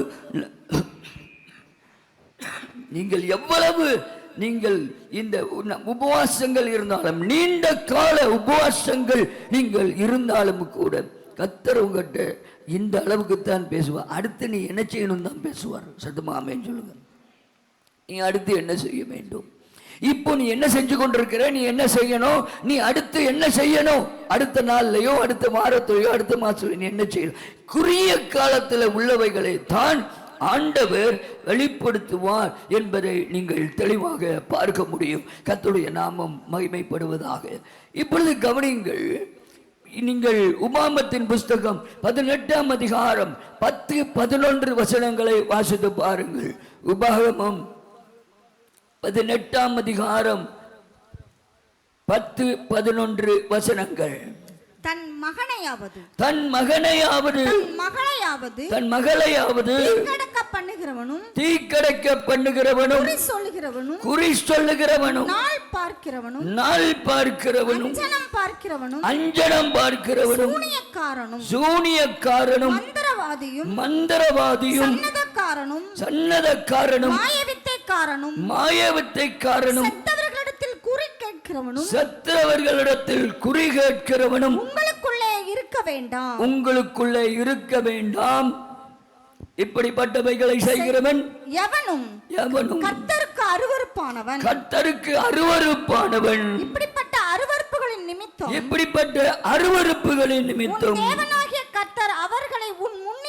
உன் தேவனாகிய கர்த்தர் அவர்களை உன் முன்னின்று துரத்தி விடுகிறான். தேவன் வெறுக்கிற ஒரு அங்கே 9 காரியங்களை இந்த வசனங்களிலே பார்க்க முடியும். எனக்கு அருமையான தேவஜனமே, அஞ்ஞானிகள், தேவனை அறியாதவர்கள் இந்த 9 வழிகளிலே எதிர்காலத்தை அறிய முற்பட்டார்கள். தேவன் சொன்னார், இஸ்ரவேல் ஜனங்களே, நீங்கள் என் ஜனங்கள், நீங்கள் என் சம்பத்து. ஆகவே அந்த புறஜாதிகளை போல அவர்கள் உபயோகப்படுத்துகிற இந்த 9 வழிகளை வைத்து நீங்க எதிர்காலத்தை அறிய முற்படாதிருங்கள் என்று தேவன் சொல்லி இருந்தார். எனக்கு அருமையான தேவஜனமே, கர்த்தருடைய பரிசுத்த நாமத்திற்கு மகிமை உண்டாவதாக. ஆகவே இந்த குறிச்சொல்ல ஏவுகிற ஆவி ஏதாவது ஒன்றை நம்ம வாழ்க்கையில எதிர்காலத்தை அறிய வேண்டும் என்ற, தவறான வழியிலே அறிய வேண்டும் என்ற ஒரு உந்துதலை கொடுத்து கொண்டே இருக்கும் என்பதை கவனிக்க வேண்டும். எனக்கு அருமையான தேவஜனமே, பாபிலோனிலே இந்த டிவைனேஷன் என்று சொல்கிற குறி சொல்லுதல் என்பது அதிகமாய் நடைபெற்ற ஒன்று. அதே போல் எகிப்து, அசீரியா, பெர்ஷியா, கிரேக்கு நாடுகள் எல்லாவற்றிலும் இது அதிகமாய் பிரபலியமாய் அந்த நாட்களிலே காணப்பட்டதை நீங்கள் பார்க்க முடியும். எனக்கு அருமையான தேவஜனமே, இந்த கணித்தல் என்ற, குறி சொல்லுதல் என்ற இந்த காரியம் அதிகமாய் பிசாசின் பொய்களை மையமாகத்தான், அடித்தளமாகத்தான் கொன்றதாக இருக்கிறது. ஆனால் கவனிங்கள், இந்த குறிச்சொல்ல ஏவுகிற ஆவிகள் கரெக்டாக கணிக்கக்கூடியவைகள், சரியாக கணிக்கக்கூடிய காரியங்களை செய்யும். எனக்கு அருமையான தேவஜனமே, இதை நாம் தெளிவான விதத்திலே அறிய வேண்டும். ஒரு கடிகாரம் ரிப்பேர் ஆகி கிடக்கிறது என்று வைத்துக் கொள்ளுங்கள். அது 2 தடவை சரியான நேரம் காண்பிக்கும், அப்படித்தானே? 2 தடவை அப்படின்னா அது நல்ல கடிகாரம்னு சொல்ல முடியுமா? அது 12 மணியில் நின்றுருக்குன்னு வச்சுக்கொள்ளுங்க. மத்தியானம் 12 மணிக்கும் ரைட் டைம் காமிக்கும், நைட் 12 மணிக்கும் அது ரைட் டைம் காமிக்கும். அதனால நல்ல வாட்சி, நல்ல கடிகாரம்னு சொல்ல முடியுமா? இல்லை. எனக்கு அருமையான தேவஜனமே, துல்லியமாக சொல்லும், பேரை சொல்லும், அட்ரஸை சொல்லும், நீ உங்கள் வீட்டில் எத்தனை ரூம் இருக்குன்னு சொல்லும், எல்லாத்தையும் சொல்லிடும். கவனிங்கள், இதுக்கு தான் அநேகர் மயங்கி போவாங்க. நீங்கள் இன்டர்நெட்டில் பார்க்கும்போது அது ஒரு தீர்க்க தரிசனம் என்று சொல்லி நிறைய காரியங்கள் குறி சொல்லுகிற ஆவியினால் செய்யப்படுகிறதை பார்க்க முடியும். கவனிங்கள், இதே காரியத்தில் வரம் ஒன்று இருக்கிறது. நமக்கு எதிர்காலத்தை கணிக்கிற வரம் என்ற ஒன்று இருக்கிறது. அதுதான் தீர்க்க தரிசன வரம். கவனிங்கள், 3 வரங்கள் நமக்கு கொடுக்கப்பட்டிருக்கிறது. வெளிப்பாட்டு வரங்கள், ரெவலேஷனரி கிஃப்ட்ஸ். ஒன்று அறிவை உணர்த்தும் வசனமாகிய வரம், 2வது ஞானத்தை போதிக்கும் வசனமாகிய வரம், 3வது தீர்க்க தரிசன வரம். அறிவை போதிக்கும் வசனமாகிய, அறிவை உணர்த்தும் வசனமாகிய வரம் கடந்த காலத்தை பற்றிய வெளிப்பாட்டை நமக்கு கொடுக்கும். அந்த ஞானத்தை போதிக்கும் வசனமாகிய வரம் நிகழ்காலத்தை குறித்த வெளிப்பாட்டை கொடுக்கும். என்ன நடந்து கொண்டிருக்கிறது, ஒரு பிரச்சனையின் வேறு எங்கே இருக்கிறது, எல்லாத்தையும் கொடுக்கிறது இந்த ஞானத்தை போதிக்கும் வசனமாகிய வரம். ஆனால் எதிர்காலத்தை கணிப்பது தீர்க்க தரிசன வரம். நீண்ட தூர எதிர்காலத்தை கணிப்பது தீர்க்க தரிசன வரம். குறுகிய கால எதிர்காலத்தை கணிப்பது ஞானத்தை போதிக்கிற வசனமாகிய வரம். இதை ஏற்கனவே நான் உங்களுக்கு போதித்திருக்கிறேன். கர்த்தருடைய நாமம் மகிமைப்படுவதாக. எனக்கு அருமையான தேவஜனமே, ஊழியங்களை செய்யும் போதோ வாழ்க்கையிலே போகும்போதோ வரங்கள் தேவைப்படுகிற இடத்திலே அது இயங்கும். ஆமென் சொல்லுங்க. நாம் இயக்கும் பொழுது பிரச்சனைகள் உண்டாகும். ஊழியங்களிலே எந்த இடத்திலே எந்த வரம் செயல்பட வேண்டுமோ ஆவியானவர் அதை அழகாக இயக்குவார். நாம் அந்த ஆவியானவரோடு ஒரு அந்யூன்ய ஐக்கியத்தை நெருங்கி வைத்திருக்கும் போது இவைகள் தானாக நடக்கின்ற ஒன்று. சத்தமா ஆமென் சொல்லுங்க. ஆகவே நம்முடைய ஆவியை ஒடுங்கி போக பண்ணாமல், ஒடுங்கி போக அனுமதித்து விடாமல் நாம் செம்மையாக வைத்திருப்போம் என்றால் இந்த வரங்கள் எளிதிலே செயல்படுகிறதை நீங்கள் பார்க்க முடியும். ஒவ்வொரு வரத்தினுடைய நோக்கமும் ஜனங்களை இரட்சிப்புக்குள்ளே வழிநடத்தும் நோக்கம். அடுத்தது 2வது, ஒவ்வொரு ஜனங்களும் கிறிஸ்துவை பற்றிய அறிவிலும், தேவனை அறிகிற அறிவிலும், சத்தியத்தை அறிகிற அறிவிலும் அவர்கள் பெருக வேண்டும் என்று தான் இந்த வரங்கள் எல்லாம் கொடுக்கப்பட்டிருக்கிறது. அது சபையோடு இணைந்து செயல்படக்கூடிய வரங்கள். மற்ற எவ்விதத்திலும் வரங்கள் நமக்கு கொடுக்கப்படவில்லை. கர்த்தருடைய பரிசுத்த நாமத்திற்கு மகிமை உண்டாவதாக. 2 பேதுரு 1:21 2 Peter chapter 1:21 வேகமாக வாசி. தீர்க்க தரிசனமானது ஒரு காலத்திலும் மனுஷருடைய சித்தத்தினாலே உண்டாகவில்லை. தேவனுடைய பரிசுத்த மனுஷர்கள் பரிசுத்த ஆவியினாலே ஏவப்பட்டு பேசினார்கள். சதமாமேன்னு சொல்லுவோமா? எனக்கு அருமையான தேவஜனமே, பரிசுத்த ஆவியினாலே ஏவப்பட்டு பேசினார்கள். நன்றா கவனிங்கள். தீர்க்க தரிசன புஸ்தகங்கள் இருக்கிறது. அநேக தீர்க்க தரிசனங்கள், எழுதப்பட்ட தீர்க்க தரிசனங்கள் நமக்கு சம்பந்தப்பட்டதே கிடையாது. அது இஸ்ரேல் நாட்டுக்கு சம்பந்தப்பட்டது. சத்தமா ஆமென் சொல்லுங்க. இது நிறைய பேருக்கு தெரியவே தெரியாது. இது யூதர்களுக்கு, முழுக்க யூதர்களுக்கு சம்பந்தப்பட்டது. அவங்க நாடு ரட்சிக்கப்படுவதற்குரிய நிறைய காரியங்கள். ஆனால் அதை நம்ம உருவி நம்ம அடிச்சுக்கிறோம், அது வேற விஷயம். சத்தமா ஆமென் சொல்லுங்க. அது முற்றிலும் எருசலேம் நாட்டிற்கும் யூதர்களுக்கும் கொடுக்கப்பட்ட அனைத்து தீர்க்க தரிசனம். ஆனாலும் அந்த தீர்க்க தரிசனங்கள் மூலமாக நம்மையும் கர்த்தர் ஆசீர்வதிக்கிறார். சத்தமா ஆமென் சொல்லுவோமா? பட் மெயின்லி அது அங்கே தான் போய் செயல்படுவதற்கென்று கொடுக்கப்பட்ட தீர்க்க தரிசன வாக்கு தத்தங்கள். கர்த்தருடைய நாமம் மகிமைப்படுவதா. குறி சொல்லுதல் என்பது தேவனால் அருவருக்கப்பட்ட, விளக்கப்பட்ட ஒன்றாக கருதப்பட்டது என்பதை நாம் அறிந்திருக்க வேண்டும். கர்த்தருடைய நாமம் மகிமைப்படுவதாக. இந்த காரியத்தை நாம் செய்யும் போது, இந்த குறி சொல்லுதல் அல்லது மாந்திரீகம் இவைகளில் ஈடுபடும் போது, அல்லது ஈடுபடுகிறவர்களோடு நட்பு வைக்கும் போது, ஈடுபடுகிறவர்களோடு சிநேகம் வைக்கும் போது அந்த ஆவிகள் நம்மை வலுவாய் வந்து தாக்கும். நம்முடைய முன்னோர்கள் அதிகமாய் மாந்தியங்களிலும் பில்லி சூனியங்களிலும் குறி சொல்கிறதிலும் ஈடுபட்டிருப்பார்கள் என்றால் அந்த தாக்குதல்கள் உங்கள் தலைமுறைகளே அதிகமாகத்தான் இருக்கும். அதற்கு உரிய ஆவிக்குரிய யுத்த ஜபங்களை நீங்கள் வலிமையாக செய்ய வேண்டியது இருக்கும். சத்தமா ஆமென் சொல்லுங்க. அது முன்னோர்களுடைய அந்த பாவத்தின் அளவீட்டை பொறுத்து அந்த சந்ததிக்கு அந்த தாக்குதல்கள் அந்த அளவில் இருக்கும், சோதனைகள் அந்த அளவில் இருக்கும். ஆகவே அதை நீங்கள் புரிந்து கொள்ள வேண்டும். கர்த்தருடைய பரிசுத்த நாமத்திற்கு மகிமை உண்டாவதாக.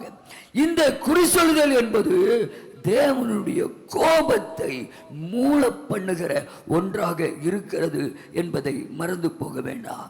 யூதாவின் ராஜாவாகிய மனாசேயை குறித்து நமக்கு வேதத்திலே சொல்லப்பட்டிருக்கிறதை பார்க்கிறோம். இவன் என்ன பண்ணினான்? அங்கே இப்படிப்பட்ட குறி சொல்லுகிற காரியங்களில் இந்த மனாசே ஈடுபட்டான். பில்லி சூனியக்காரர்களோடு அவன் சிநேகம் வைத்தான், குறிகேட்டான், பில்லி சூனியங்களை செய்தான். 2 நாளாகமம் 33ஆம் அதிகாரம் 6ஆம் வசனம், 2 Chronicles chapter 33 verse 6. வேகமா வாசிக்கலாம். அவன் இன்னும் குமாரரின் பள்ளத்தாக்கிலே தன் குமாரரை தீமிதிக்க பண்ணி நாளும் நிமித்தமும் பார்த்து பில்லி சூனியங்களை அனுசரித்து அஞ்சனம் பார்க்கிறவர்களையும் குறி சொல்லுகிறவர்களையும் வைத்து கர்த்தருக்கு கோபம் உண்டாக அவர் பார்வைக்கு மிகுதியும் பொல்லாப்பானதை செய்தார். அவர் பார்வைக்கு மிகுதியும் பொல்லாப்பானதை செய்தார். எனக்கு அருமையான தேவஜனமே, இவனை பற்றி சொல்லப்படும் பொழுது இவன் பரிகாரிகளையும் தேடினான். பரிகாரி என்பது என்ன? வைத்தியன் என்று அர்த்தம். பரிகாரி, ஆண்டவர் சொல்லுகிறார், நானே உன் பரிகாரி, நானே உன் வைத்தியன், குடும்ப வைத்தியன். அப்படி பரிகாரி என்றால் இந்த மனாசே பரிகாரிகளை தேடினான் என்றால் அவன் டாக்டர்களை வைத்தியர்களை தேடவில்லை, பில்லி சூனியக்காரர்களை தேடினான். அநேகர் தவறாக நினைக்கிறார்கள். பரிகாரிகளை மனாசே தேடினதற்கு காரணம் என்ன? இல்லாம வைத்தியம் எடுத்துட்டான். போய் ஹாஸ்பிட்டலில் போய் டாக்டரை பார்த்து வைத்தியம் எடுத்துட்டான். அது பெரும் குற்றங்கிறதுனால தேவ கோபம் அவருக்கு விரோதமாக வந்துட்டுன்னு நிறைய பேர் தப்பாக நினச்சிக்கிட்டு இருக்கிறாங்க. அப்படித்தானே? தப்பாக நினச்சிக்கிறாங்க. என்னிடத்துல ஒருத்தருக்கு சொன்னார்கள், எனக்கு அருமையான தேவஜனமே, அந்த பரிகாரி என்று உபயோகப்படுத்தப்பட்ட அந்த பொருள் மூல மொழிபெயர்ப்பிலே பில்லி சூனிய காரியங்களில் ஈடுபடுதல். அந்த விச் டாக்டர்ஸ், பரிகாரிகள் என்றால் அந்த சூனியக்காரர்கள், சூனியக்காரிகளோடு செய்யப்படுகிற அந்த காரியங்களில் ஈடுபட்டார் மனாசே என்று சொல்லப்பட்டிருக்கிறதை நீங்கள் பார்க்க முடியும். கர்த்தருடைய பரிசுத்த நாமத்திற்கு மகிமை உண்டாவதாக. நாம் வைத்தியம் எடுப்பது தவறல்ல. ஆஸ்பத்திரியில் போய் நம்முடைய வியாதிகளுக்கு வைத்தியம் எடுப்பது தவறல்ல. வைத்தியம் எடுக்கும்போது மாத்திரைகளை எல்லாத்தையும் ஒழுங்காக நம்ம எடுக்கணும். சத்தமாக ஆமைன்னு சொல்லுங்க. இல்லைங்க, நான் கல்யாண வீட்டுக்கு போயிட்டேன், ஐயோ மாத்திரையை வச்சுட்டு வந்துட்டேனே, நான் 3 நாள் வெளியே வந்தேன், ஊசியை வச்சுட்டு வந்துட்டேன். இந்த கதைகள்லாம் உங்கள் சரீரத்தில் சொன்னால் அது கேட்கவே கேட்காது. எதுவோ நீங்கள் ஆயத்தத்தோடு தான் போக வேண்டும். சத்தமாக ஆமென் சொல்லுங்க. எடுக்கிறத கரெக்டாக எடுக்கணும். அதுக்கு கர்த்தர் பொறுப்பாக இருக்க மாட்டார்.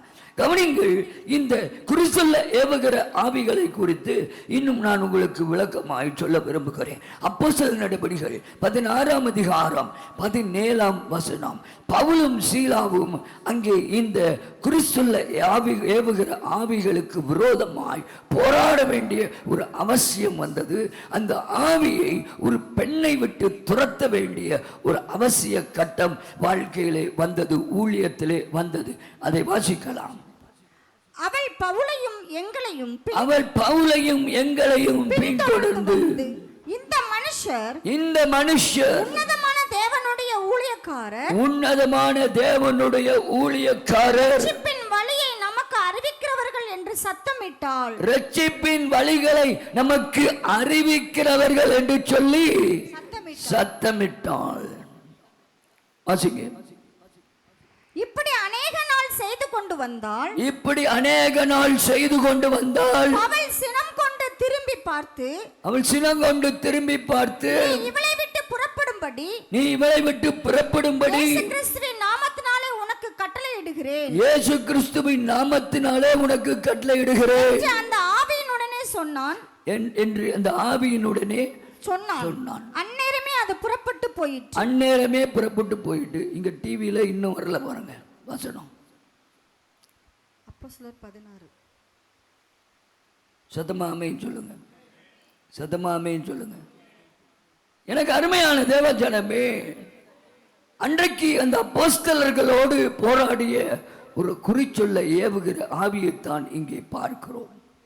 இந்த பெண்ணுக்குள்ளே இருந்த குறிச்சொல்லுகிற ஆவி அல்லது குறிச்சொல்ல ஏவுகிற ஆவி அந்த பெண்ணை வைத்து அந்த ஆவியின் மூலம் தங்கள் தொழில்களுக்கு லாபத்தை அதிகமாய் ஈட்டுகிறவர்களாய் இருந்தார்கள். அது எந்த பகுதியில் வருகிறது?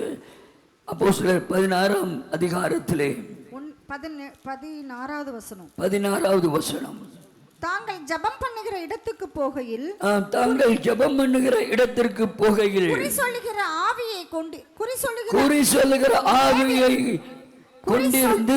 சொல்ல ஏவுகிற ஆவியை கொண்டிருந்து குறி சொல்கிறதினால் தன் எஜமான்களுக்கு மிகுந்த ஆதாயத்தை உண்டாக்கின. குறி சொல்லுகிறதினால் தன் எஜமான்களுக்கு மிகுந்த ஆதாயத்தை உண்டாக்கின ஒரு பெண் எங்களுக்கு எதிர்பட்டால் என்று சொல்லப்பட்டிருக்கிறது. இந்த பெண்ணுக்குள்ளே இருந்த குறி சொல்ல ஏவுகிற ஆவி, குறி சொல்லுகிற ஆவி என்ன செய்தது?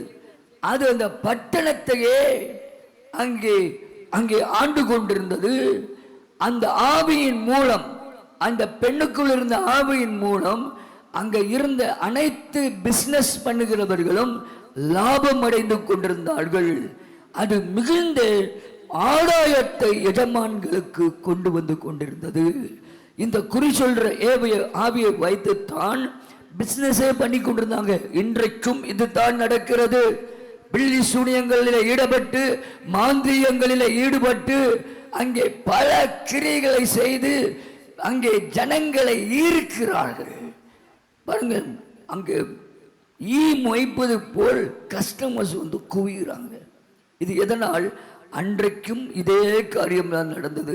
இதுவும் இன்றைக்கும் அதே நிலைதான் காணப்படுகிறது. எனக்கு அருமையான தேவஜனமே, எஜமான்களுக்கு மிகுந்த வருவாயை கொடுக்கக்கூடிய இந்த குறி சொல்ல ஏவுகிற ஆவி. இப்போ அப்படியே நான் சொல்றேன், இந்த குறி சொல்ல ஏவுகிற ஆவிதான் தேவ ஜனங்களுடைய பொருளாதாரத்தை விரோதமாய் அழித்து கிரியை செய்கிறது. தேவ ஜனங்களுடைய நிதிக்கு விரோதமாய், பொருளாதாரத்துக்கு விரோதமாய் இந்த குறி சொல்ல ஏவுகிற ஆவிகள் போராடி கொண்டே இருக்கிறது. அது ரட்சிக்கப்படாதவர்களுக்கு, தேவனை அறியாதவர்களுக்கு, பில்லி சூனிய கிரியைகளில் ஈடுபட்டு குறி சொல்லுகிறவர்களுக்கு மிகுந்த ஆதாயத்தை கொடுக்கிறது. ரட்சிக்கப்பட்ட நமக்கோ அது பெரும் நஷ்டத்தை கொண்டு வருகிறது, பொருளாதார இழப்புகளை கொண்டு வருகிறது. பலத்த அந்த பொருளாதாரத்திலே ஒரு பஞ்சம், பொருளாதார பிரச்சனைகள், பொருளாதார போராட்டங்கள் என்று சொல்லி பல விதமான கிரியைகளை கொண்டு வருவது இந்த குறி சொல்லுகிற ஆவிதான். The spirit of divination is a financial demon. பொருளாதாரத்தை, தேவ ஜனங்களுடைய பொருளாதாரத்தை அழிக்கிற ஆவி இந்த குறி சொல்ல ஏவுகிற ஆவி. அது ஏதாவது ஒரு விதத்தில் ஒரு பிரச்சனையை கொண்டு கடைசியில் நம்ம பேங்க் அக்கௌண்ட் இருக்கிறது எம்டி ஆகிற வரைக்கும் விடாது. இதனுடைய தன்மையே இதுதான். எனக்கு அருமையான தேவ ஜனமே, இந்த குறி சொல்லுகிற ஆவியை அல்லது குறி சொல்ல ஏவுகிற ஆவியை சபையாக, இந்த புதிய ஏற்பாட்டு சபை விசுவாசிகள் சபையாக இணைந்து இந்த ஆவியை ஜெயம் எடுக்கணும். சத்தமா ஆமென் சொல்லுவீங்களா? கையை உயர்த்துங்க.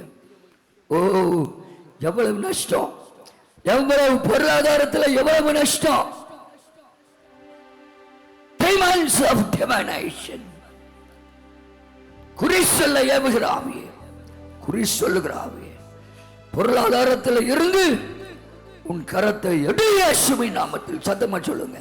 என் பொருளாதாரத்தில் இருந்து, சபையின் பொருளாதாரத்தில் இருந்து என் குடும்பத்தின் பொருளாதாரத்தில் இருந்து சொல்லுங்க வாயத்திலிருந்து எடுவாங்கிறத இயேசுவின் நாமத்தில் எடுவாங்கிறத. You financial demon of divination, take your hands from the finances in the name of Jesus, in the name of Jesus. பொருளாதாரத்தை சேதப்படுத்துகிற எங்கள் நிதித்துறையை அழிக்கிற குறி சொல்ல ஏவுகிற ஆவியே, குறி சொல்லுகிற ஆவியே, உன் கரத்தை எடு எடு இயேசுவின் நாமத்தில் கட்டளையிடுகிறோம். எடு எடு இயேசுவின் நாமத்தில் கட்டளையிடுகிறோம். எடு எடு. இழந்ததை எல்லாம் என் தேவன் திரும்ப கொடுப்பாராக. இழந்த எல்லாம் திரும்ப வரட்டும்.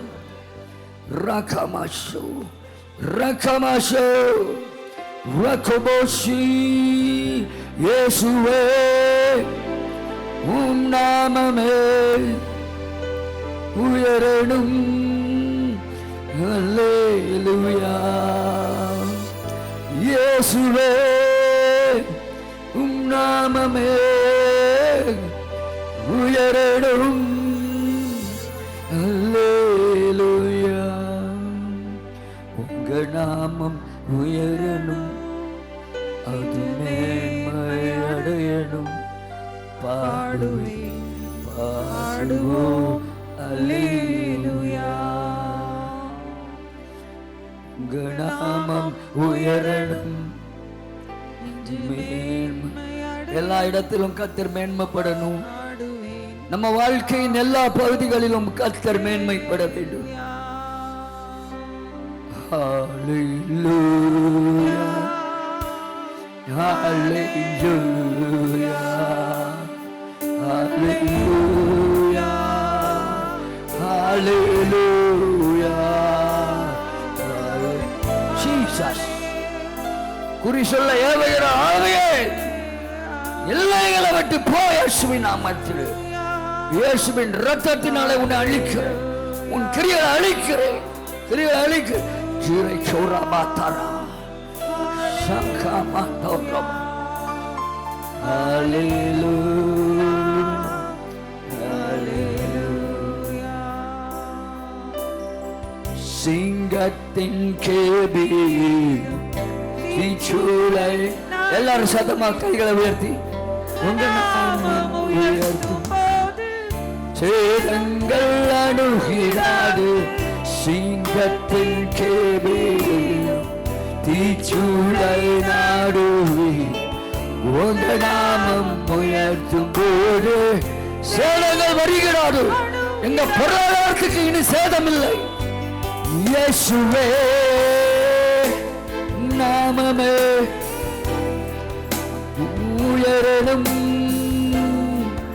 அல்லேலூயா. இயேசுவே உன் நாமமே உயரணும். அல்லேலூயா. உங்க நாமம் உயரணும், அது மேன்மை அடையணும்.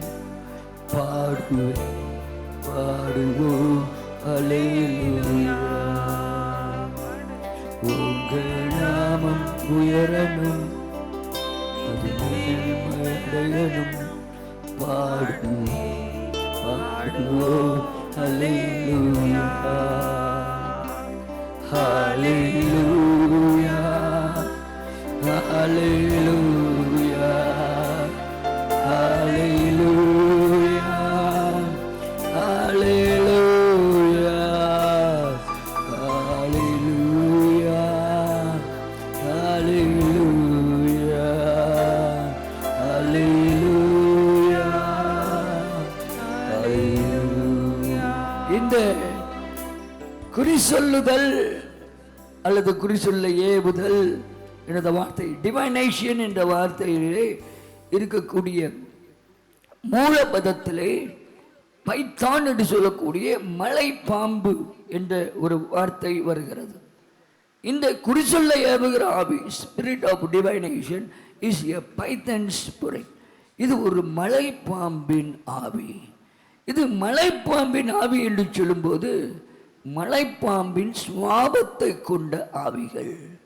நீங்கள் அமேசான் காடுகளுக்கு போவீர்கள் என்றால் பைத்தான் மலைப்பாம்புகளை ஏராளமாய் அங்கங்கே மரங்களில் தொங்கிக் கொண்டிருக்கும்.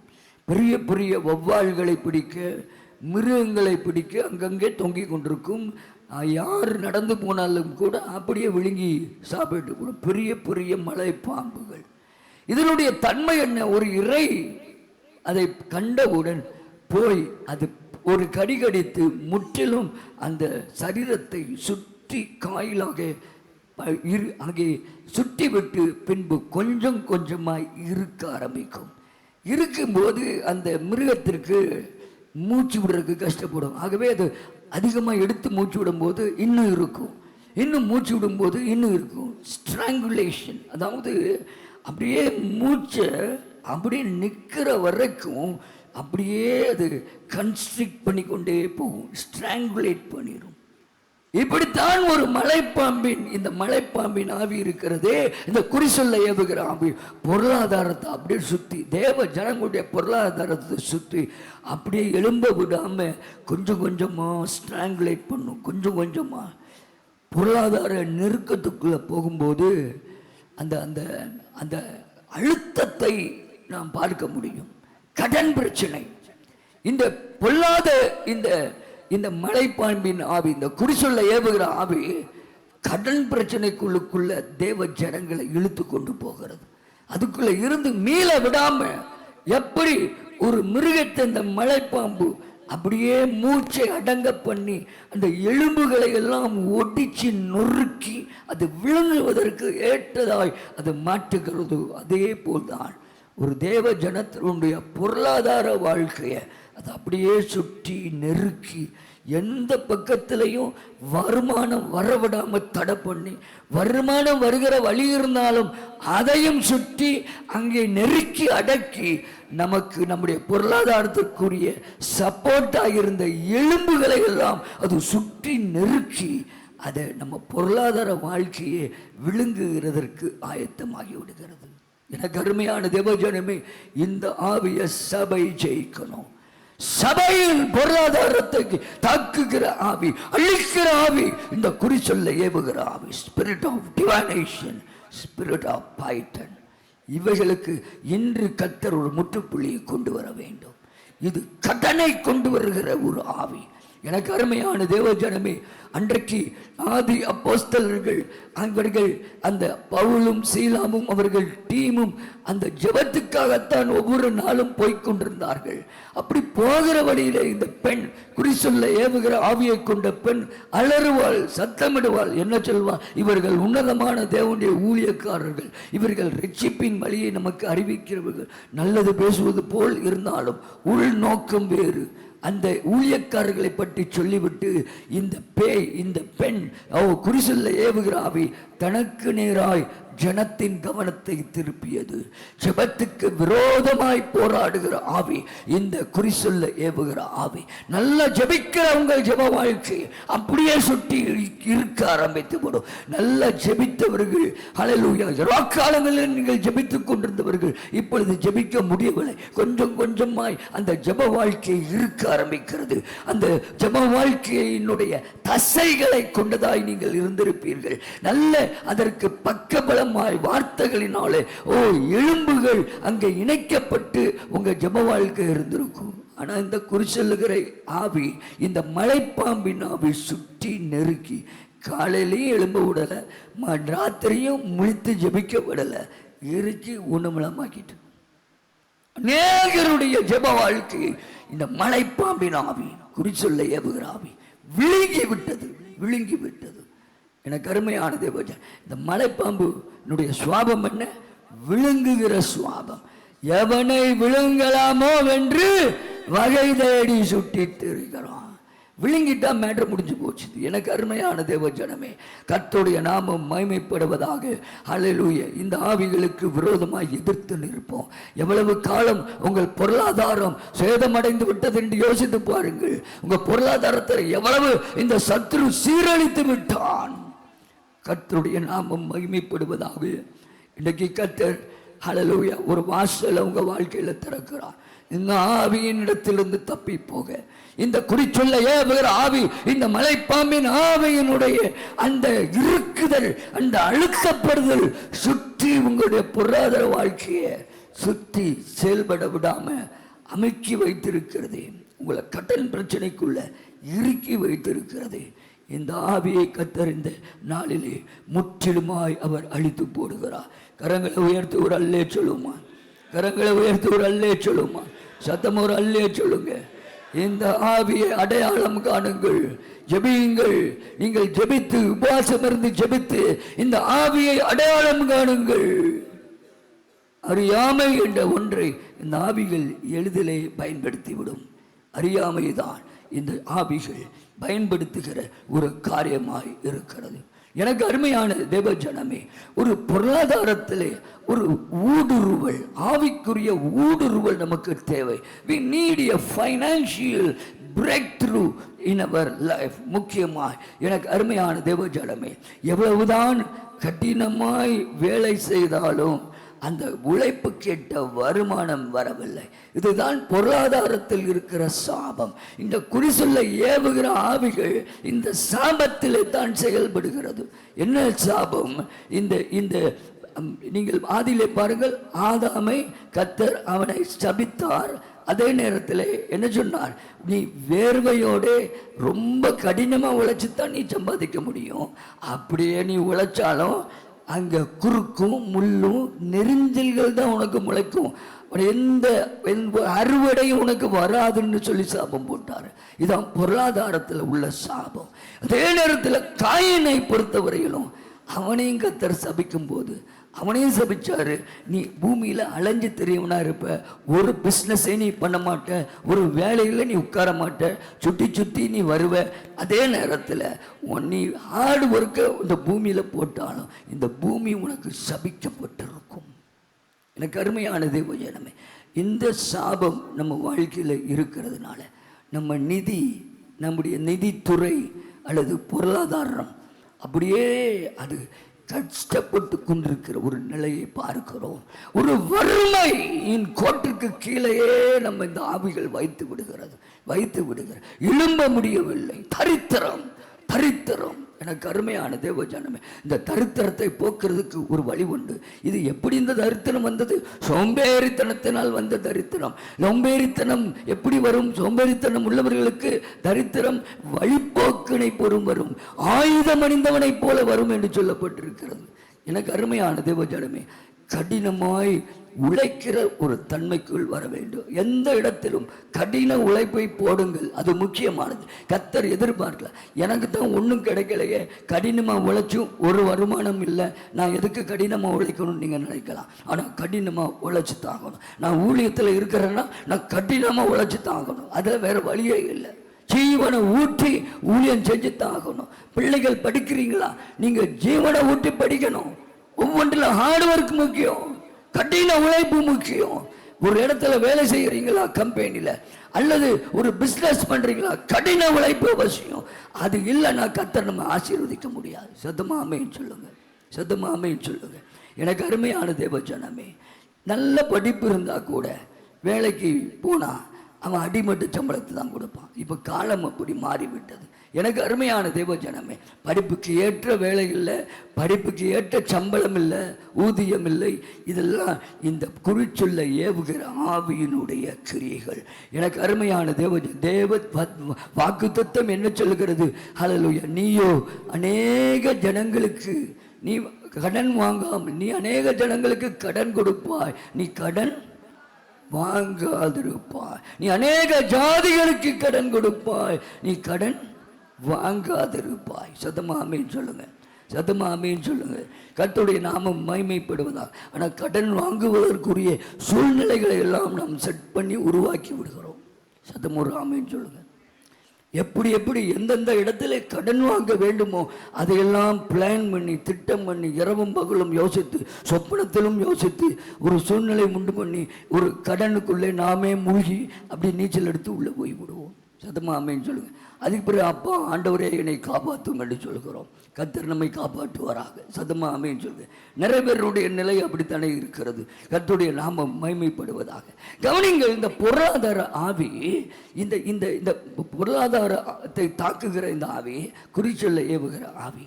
கவனிங்கள், சமீபத்தில் ஹைதராபாத்தில் நம்முடைய டீம் மெம்பருடைய வீட்டிலே அங்கே லோட்டஸ் ஃப்ளவர் ஒன்றை வைத்திருந்தார்கள். அப்பொழுது அது பெருசு, நான் இதை வாங்கியிருக்கிறேன் என்று அவர் சொன்னார். நம்ம டீம் மெம்பரில் ஹைதராபாத்தில் இருக்கக்கூடிய மைக்கேல் நீனா ஃபேமிலி. அப்பொழுது லோட்டஸ் என்று சொன்னவுடன் எனக்கு கொஞ்சம் ஆவியில் இடித்தது. இது இது லோட்டஸ் என்று சொன்னால் யார் லோட்டஸ் மேல் உட்கார்ந்திருப்பார்கள்? யார் லோட்டஸ் மேல் உட்கார்ந்திருப்பார்கள்? என்னது சொல்லுங்க. பணத்தைக்காக ஆராதிக்கிற தேவதை எது? லட்சுமி. அது மெதுவாக சொல்லணுமா? லட்சுமி.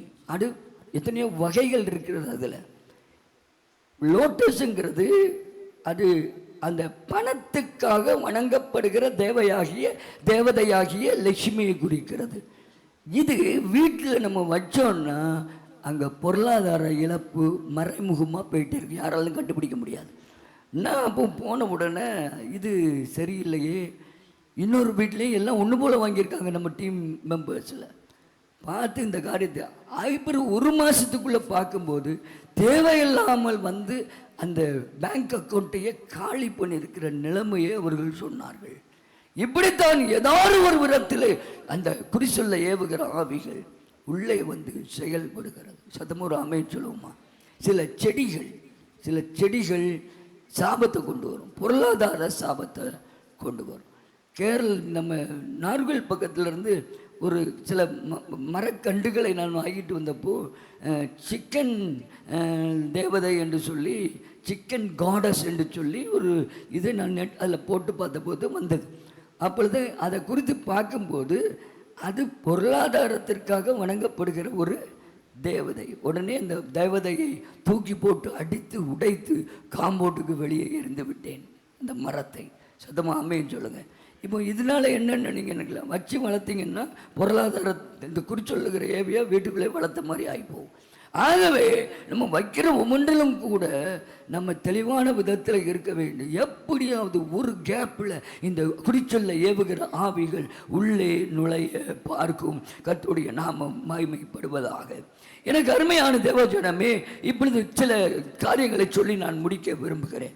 இந்த ஆவிகள் போராடும் பொழுது என்ன நடக்கும்? உங்களுக்கு வருமானத்தை விட செலவு ஜாஸ்தியாகி கொண்டே போகும். ஒன்று, பட்ஜெட்டுங்கிறது மைண்டுக்குள்ளே வரவே வராது. இந்த மாதம் இந்த பட்ஜெட்டுக்குள்ள தான் செலவழிக்கணும் அப்படின்னு நினைப்போம். அந்த பட்ஜெட்டை ஓரம் கட்டிடுவோம். எனக்கு அருமையான தேவஜனமே, செலவு ஜாஸ்தியாகி கொண்டே போகும். அங்கே வருமானம் ரொம்ப குறைவாக இருக்கும். அப்போது நமக்கு தேவனுடைய ஞானம் என்ன சொல்கிறது? வருமானத்திற்கு ஏற்ற செலவு. இப்போ நமக்கு என்ன ஆகி போய்விட்டது? நமக்கு அதாவது ஒரு காரியத்தை முதலேயே அமௌண்ட்டாக நம்ம பே பண்ணி வாங்குகிற அளவுக்கு நிறைய வசதிகள் இருக்கிறதுனால நம்ம யோசிக்காமல் காரியங்களை செய்து விடுகிறோம். கர்த்தருடைய நாமம் மகிமைப்படுவதாக. மத்தேயு 5ஆம் அதிகாரம் அங்கே நீங்கள் வாசித்து பார்க்கும்போது 23, 24 வசனங்களை வாசித்து பார்க்கும்போது அங்கே நீங்கள் பார்க்கும்போது, நீ ஆகையால் நீ பலிபீடத்தில் உன் காணிக்கையை செலுத்த வந்து உன் பேரில் உன் சகோதரனுக்கு குறை உண்டென்று அங்கே நினைவு கூர்வாயாகில். உன் பேரில் உன் சகோதரனுக்கு குறை உண்டென்று அங்கே நினைவு கூர்வாயாகில். அங்கேதானே பலிபீடத்தின் முன் உன் காணிக்கையை வைத்துவிட்டு பலிபீடத்தின் முன் உன் காணிக்கையை வைத்துவிட்டு போய் முன்பு உன் சகோதரனோட ஒப்புரவாகி பின்பு உன் காணிக்கையை எங்க லிங்க் பண்றாருன்னா, தேவன் அங்கே ஆண்டவர் இயேசு கிறிஸ்து உன் சகோதரனிடத்துல போய் மனம் பொருந்து, அவனோட ஒரு கசப்பு வேண்டாம், மன்னியாத தன்மை வேண்டாம், அவனிடத்துல போய் மனம் பொருந்து விட்டு மன்னிப்பு அடைந்து விட்டு அங்கே நீ பின்பு எதை செலுத்து? காணிக்கை எதோடு சம்பந்தப்பட்டது? பொருளாதார ஆசீர்வாதத்தோடு சம்பந்தப்பட்டது. எனக்கு அருமையான தேவஜனமே, அநேக நேரங்களிலே மன்னிக்க வேண்டிய சிலரை மன்னிக்காமல், மனம் பொருந்தாமல் காணிக்கைகளை செலுத்துகிறோம். அதனாலே பொருளாதாரத்திலே சாபம், அந்த காணிக்கை அங்கீகரிக்கப்படாமல் போகிறது. நாம் கொடுக்கிற தசமபாகங்கள் அதனாலே சில நேரங்கள் அங்கீகரிக்கப்படாமல் போய்விடுகிறது. ஆகவே தான் உன் ஒப்புரவாகிவிட்டு உன் காணிக்கையை வந்து செலுத்து என்று சொல்கிறார். இப்படிப்பட்ட மன ஒப்புரவாகுதல் இல்லாதிருக்கும் போது, மன்னியாத தன்மை, கசப்புணர்ச்சி இருக்கும்போது பொருளாதார சாபங்கள் வருகிறதாய் இருக்கும். அதே போல் இந்த குறிசொல்ல ஏவுகிற ஆவி பொருளாதாரங்களில் சேதங்களை கொண்டு வருகிறது. இதை சொப்பனத்திலே கர்த்தர் நமக்கு காண்பிப்பார். அப்படி சொப்பனங்கள் வரும்பொழுது அது எப்படியாக இருக்கும்? அதாவது நாம் சிறு வயதிலே படித்த பள்ளிக்கூடத்தில் உட்கார்ந்து பரீட்சை எழுதுவது போல் நமக்கு சொப்பனங்கள் உண்டாகும். இது இந்த ஆவியினுடைய ஒரு செயல்பாடு. முந்தின அந்த சாபங்கள், அந்த நம்முடைய வாழ்க்கையில் தலைமுறையில் உள்ள அந்த சாபங்கள், அல்லது நாம் பழைய சின்ன வயதில் வளர்ந்து வந்த வீடு, அங்கே இருக்கிற மாதிரி நமக்கு சொப்பனங்கள் காண்பிக்கும். இதெல்லாம் அந்த பொருளாதார சாபங்கள் இன்னும் நம்மை பின்தொடர்கிறது என்பதை குறிக்கிறதாக இருக்கிறது. அதே போல் ஒரு வாகனத்தை நீங்கள் ஓட்டி செல்கிறீர்கள், ஆனால் டயரில் ஃபுல்லாக காற்று கிடையாது. அப்படி என்று நீங்கள் பார்க்கும்போது இது பொருளாதாரத்தை, சாபத்தை, அதாவது குறிச்சொல்ல ஏவுகிற ஆவிகள் உங்கள் வாழ்க்கையில் தலைமுறையில் கிரியை செய்கிறது என்று நீங்கள் அறிந்து கொள்ள வேண்டும். ஒரு வீட்டுக்குள்ளே நுழைகிறீர்கள், அது உங்கள் வீடு தான். ஆனால் ஒரு அறைக்குள்ள நுழையும் போது ஒரு வினோதமாக இருக்கிறது. அந்த அறையை முன் பின் நீங்கள் பார்க்கவே இல்லை, அது அட்டாச்சாக இருக்குது. இது குறிச்சொல்ல ஏவுகிற ஆவியினுடைய ஒரு கிரியையின் வெளிப்பாடு என்பதை நீங்கள் கவனிக்க வேண்டும். வாகனத்தை சொப்பனத்தில் ஓட்டிக்கொண்டே போவீர்கள். திடீர்னு போய் நிறுத்தினால் அது அங்கே முற்றிலும் செவுறு மறைக்கப்பட்டிருக்கும், டெட் எண்ட், அதாவது முற்றிலும் அதுக்கு மேலே வழியே கிடையாது. இது இந்த பொருளாதாரத்தில் உள்ள சாபங்களை கொண்டு வந்த குறிச்சொல்ல ஏவுகிற ஆவிகளுடைய கிரியைகளை வெளிப்படுத்துகிறது என்பதை நீங்கள் பார்க்க முடியும். அதே போல் இது இன்னும் சில சொப்பனங்களை சொல்லுகிறேன், கவனிங்கள். கீழே கிடந்து இந்த காசுகளை, சில்லறைகளை பொறுக்குதல் தரித்திரத்தை குறிக்கிறதாக இருக்கும். இந்த பொருளாதாரத்தில் வருகின்ற தரித்திரங்களை குறிக்கிறதாக இருக்கும். நம்முடைய பணப்பை, பர்ஸ் காணாமல் போகுதல், சொப்பனத்தில் காணாமல் போகுதல், யாரிடத்திலோ பணத்தை கொடுக்கிறீர்கள், யாரென்றே சொப்பனத்தில் தெரியாமல் போகுதல், அவனை தேடி அலைறீங்க, முழிச்சிடுறீங்க. இப்படிப்பட்ட சொப்பனங்கள் எல்லாம் இந்த குறிச்சொல்லை ஏவுகிற ஆவியினுடைய கிரியைகளை வெளிப்படுத்துகிறது. எனக்கு அருமையான தேவஜனமே, அநேக காரியங்களை நாம் இந்த ஆவிகளின் ஹல்லேலூயா கிரியைகளை அழிக்க தேவன் நம்மை அதிகாரப்படுத்தி இருக்கிறார். சத்தமாமேன்னு சொல்லுங்க. ஏதோ ஒரு இடத்துல உள்ள அறியாமை தான் இந்த ஆவிகள் நம்மை மேற்கொள்ள செய்கிறது. சில தவறான தீர்மானங்கள், சில ஞானமுள்ள தீர்மானங்களை எடுக்காமல் சில தவறான தீர்மானங்களை எடுத்ததினால் வரக்கூடிய தரித்திரம், பொருளாதார தரித்திரம். எனக்கு அருமையான தேவஜனமே, கர்த்தருடைய நாமம் மகிமைப்படுவதாக. இன்னொன்று, இந்த பொருளாதார தரித்திரத்தை குறிப்பதற்கு அங்கே சொப்பனத்திலே உங்கள் முடி சிரைக்கப்படுவது போல் காணப்பட்டால் அது தரித்திர ஆவியினுடைய குறிச்சொல்ல ஏவுகிற ஆவியினுடைய கிரியை காண்பிக்கிறது. முற்றிலும் எந்த இடத்திலும் முடி இல்லாமல் ஷேவ் பண்ணப்படுகிற காரியங்கள் சொப்பனத்திலே கண்டால் அது தரித்திரத்தின் கிரியை குறிக்கிறது. அதே போல் சொப்பனங்களிலே பாலுறவு கொள்ளுதல், அதாவது குடும்பத்தில் உள்ள யாருடனேயோ அல்லது ஒரு அந்நிய நபருடனே பாலுறவு கொள்வது போல் சொப்பனத்தில் கண்டால் அது தரித்திர ஆவி, குறிச்சொல்ல ஏவுகிற ஆவியினுடைய ஒரு கிரியை அங்கே வெளிப்படுத்துகிறது. எனக்கு அருமையான தேவஜனமே, இன்றைக்கு கர்த்தர் நம்முடைய பொருளாதாரத்தை கர்த்தர் மீட்க வேண்டும். நம்மை சிலுவையிலே மீட்டவர். நம்முடைய பொருளாதாரத்தை கர்த்தர் இன்றைக்கு மீட்பாராக. Let God redeem our finances from the hands of the spirit of divination. Hallelujah. எனக்கு அருமையான தேவஜனமே, பட்சிக்கிற பொருளாதாரத்தை பட்சிக்கிற ஆவிகள். அதைத்தான் நீங்கள் யோவேல் 2 25, 26, 27 வசனங்களை பார்க்கும்போது முசுக்கொட்டை பூச்சிகள் பட்சித்த வருஷங்களின் விளைவை உங்களுக்கு திரும்ப அளிப்பு. நீங்கள் சம்பூர்ணமாய் சாப்பிட்டு திருப்தி அடைந்து அதிசயமாய் நடத்தி வந்த தேவனை என் துதிப்பீர்கள், என் ஜனங்கள் ஒருபோதும் வெட்கப்பட்டு போ. எந்த கான்டெக்ட்ல ஆண்டவர் சொல்றாரு? பொருளாதாரத்துல நம்ம ஹல்லேலூயா ஆசீர்வாதத்தை பெறும் பொழுது கர்த்தர் சொல்லுகிறான், ஹல்லேலூயா என் ஜனங்கள் பொருளாதாரத்துல ஒரு நாளும் வெட்கப்பட்டு போவதில்லை. கைகளை தட்டி, கைகளை தட்டி, நல்ல கைகளை தட்டி. ஹல்லேலூயா.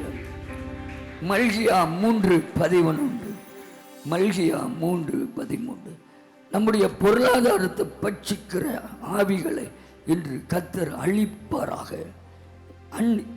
எதிர்பாராத விதமாய் வருகின்ற பொருளாதார கசிவுகள், பொருளாதார leakage, financial leakage, loss, unexpected financial loss, everything should be stopped in Jesus name. இன்னைக்கு எல்லாம் நிறுத்தப்பட வேண்டும். வாசியுங்கள்.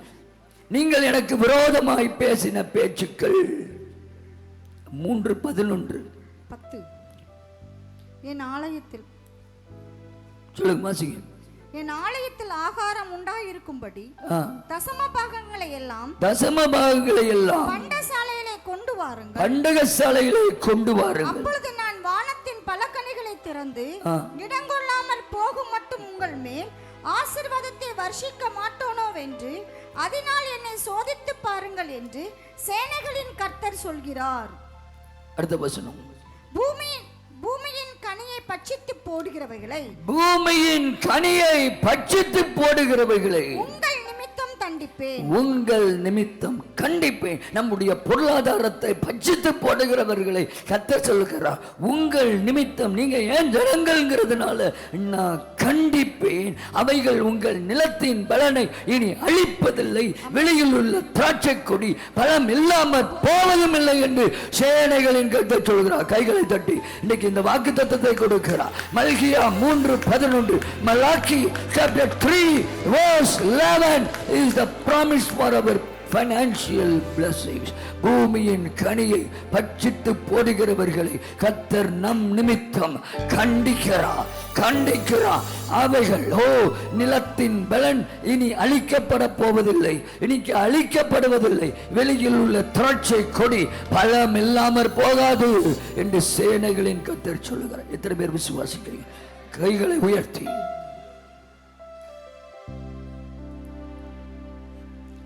பொருளாதாரத்தை களவாடுகிற பொல்லாத ஆவிக்குரிய திருடர்களை கர்த்தர் கட்டி போடுவாராக. சொல்லுங்க, ஆண்டவரே என் பொருளாதாரத்தை அழிக்கிற ஆவிக்குரிய திருடர்களை அழித்து போடுகிறோம். ஆவிக்குரிய திருடர்களின் கிரியைகளை அழித்து போடுகிறோம். எங்க பொருளாதாரத்தில் உண்டாகிற கசிவுகளை இயேசுவின் நாமத்தில் அடைக்கிறோம். இயேசுவின் நாமத்தில் அடைக்கிறோம். பத்தலான பையில போடுவது போல நீ இருக்கக்கூடாது. 12 கூடைகள் நிறைய மீதம் எடுத்தார்களே ஆண்டவரே, மீதியான துணிக்கைகளை கட்டளையிடும், மீதியான துணிக்கைகளை கட்டளையிடும், மீதியான துணிக்கைகளை கட்டளையிடும், கட்டளையிடும். சேமிப்புகளை அழிக்கிற ஆவியை என்னை கட்டி செயலக்க பண்ணுகிறோம். குறிச்சொல்ல ஏவுகிற ஆவியே, இயேசுவின் நாமத்தில் உன்னை கட்டி செயலக்க பண்ணுகிறோம். ஹல்லேலூயா. சாத்தான் திருடின பொருளாதார ஆசீர்வாதங்களை 7 மடங்கு எங்களுக்கு திரும்ப கொடுக்க இயேசுவின் நாமத்தில் கட்டளையிடுகிறோம். இயேசுவின் நாமத்தில் கட்டளையிடுகிறோம். நீதிமொழிகள் 6:30-31 படி இயேசுவின் நாமத்தில் திரும்ப 7 மடங்கு கொடுக்க கட்டளையிடுகிறோம். Miraculous financial supernatural flow, let it happen in our life. எதிர்பார்க்கிறதற்கும் மேலாய் இயற்கைக்கு அப்பாற்பட்ட விதத்திலே ஒரு பொருளாதாரத்தினுடைய ஆசீர்வாதம் எங்கள் வாழ்க்கைக்குள் நுழையட்டும். பிள்ளைகளின் படிப்புக்கு தேவையே, உடைய ஊழியத்தை செய்வதற்கு தேவையே, நாங்கள் வாழ்வதற்கு பணம் தேவையே, இயேசுவின் நாமத்தில் உடைய சுவிசேஷத்தை விரிவாய் செய்வதற்கு, ஊழியத்தை செய்ய, விடுதலையின் ஊழியங்களை விரிவாய் செய்வதற்கு ஹல்லேலூயா பொருளாதாரம் தேவை. பொருளாதாரத்தை பட்சிக்கிற ஆவிகளை இயேசுவின் நாமத்தில் கட்டி அவைகளை நம்முடைய இரத்தத்தினாலே அழிக்கிறோம். இப்பொழுது அழிக்கிறோம். கைகளை தட்டி அழிக்கிறோம். சங்கமாமாதாரா.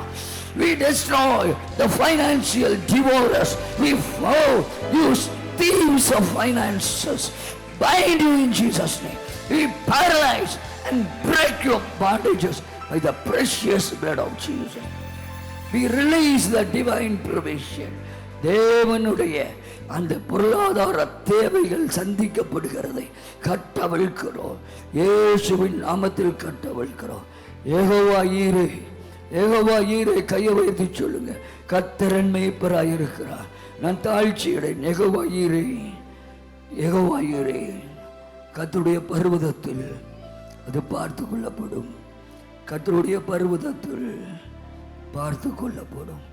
கடன் ஆவியே, you spirit of debt, cut away from our life in Jesus name. கடன் பிரச்சனையின் ஆவியே, இயேசுவின் நாமத்தில் எங்க வாழ்க்கை விட்டு வெளியேறு. தரித்திர ஆவியே விலகி, இயேசுவின் நாமத்தில். வறுமை ஆவியே விலகி, இயேசுவின் நாமத்தில். எங்க பிள்ளைகள் வாழ்ந்திருக்க வேண்டும். எங்க பிள்ளைகள் வாழ்ந்திருக்க வேண்டும். உயர்ந்த படிப்புகளை, கல்விகளை பிள்ளைகள் படிக்க வேண்டும். கடன்கள் அடைக்கப்பட வேண்டும். லோன்கள் அடைக்கப்பட வேண்டும். இயேசுவின் நாமத்தில் இயற்கைக்கு அப்பாற்பட்ட விதத்திலே ஒரு அற்புதத்துக்காக ஜெபிக்கிறேன்.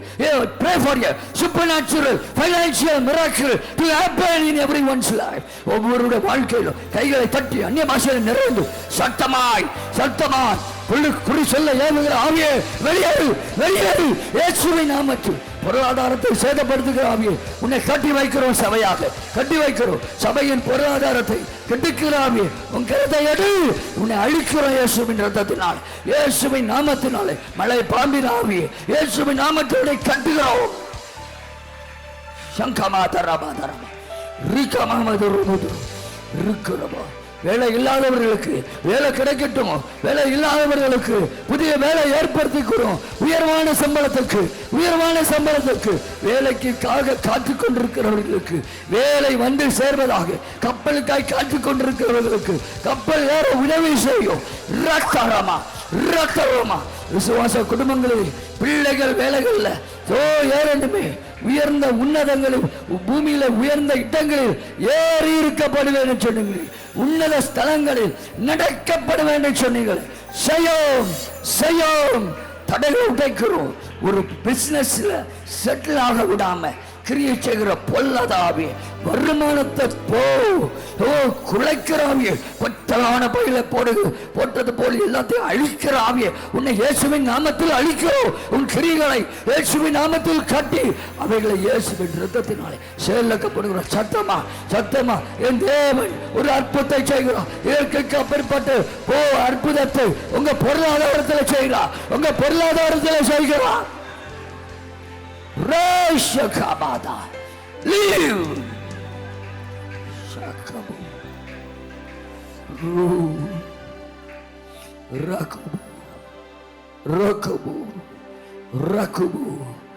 Rakabu கை தட்டி அபிஷேகத்தில் நிரம்புங்க ரே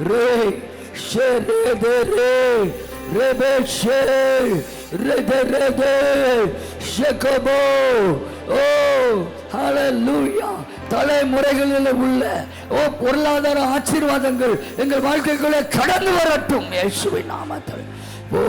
தலைமுறை சாபங்களை உடைக்கிறோம் இயேசுவின் ரத்தத்தினாலே. பொருளாதாரங்கள் எங்க கையில வருவதற்கு உண்டாகிற தாமதங்களை இயேசுவின் நாமத்தில் முறிக்கிறோம். கால தாமதத்தையும் தேக்கத்தையும் உண்டு பண்ணுகிற ஆவிகளை இயேசுவின் நாமத்தில் கட்டி செயலக்க பண்ணுகிறோம். தொழில்களை வர்த்திக்க பண்ணும், வேலைகளை வர்த்திக்க பண்ணும், வருமானத்தை பெருக்கமடைய செய்யும். ப்ரமோஷனை கொடுங்க, ஓய்வூதியத்தை கொடுங்க, சேலரி இன்கிரிமெண்டை கொடுங்க. New doors be opened in the financial areas. Come on, எல்லாரும் எழுந்து நிற்போமா?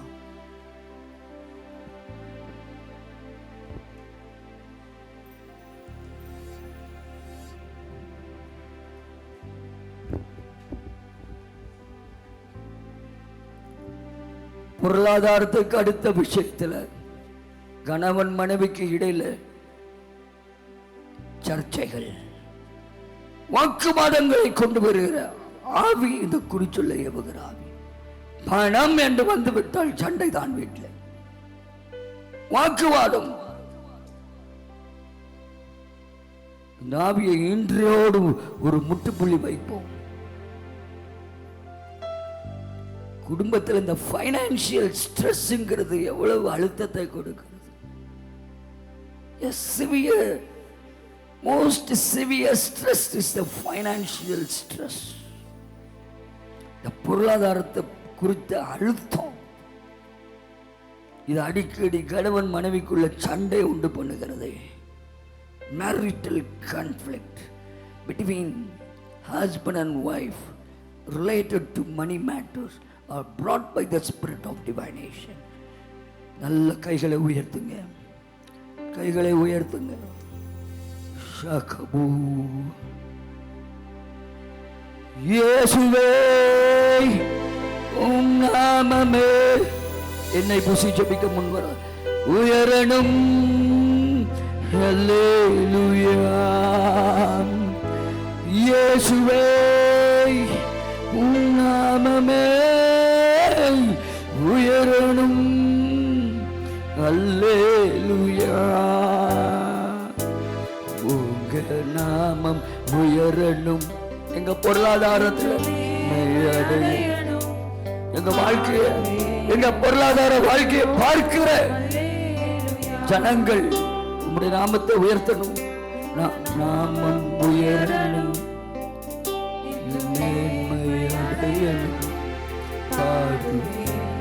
பாடுவோம் அல்லேலூயா. Hallelujah, Rakaramash, Hallelujah, Hallelujah, Jesus, Hallelujah. நல்ல சத்தமா வாயத்தில் இயேசுவின் நாமத்தில் பொருளாதார தடைகளை உடைக்கிறேன்.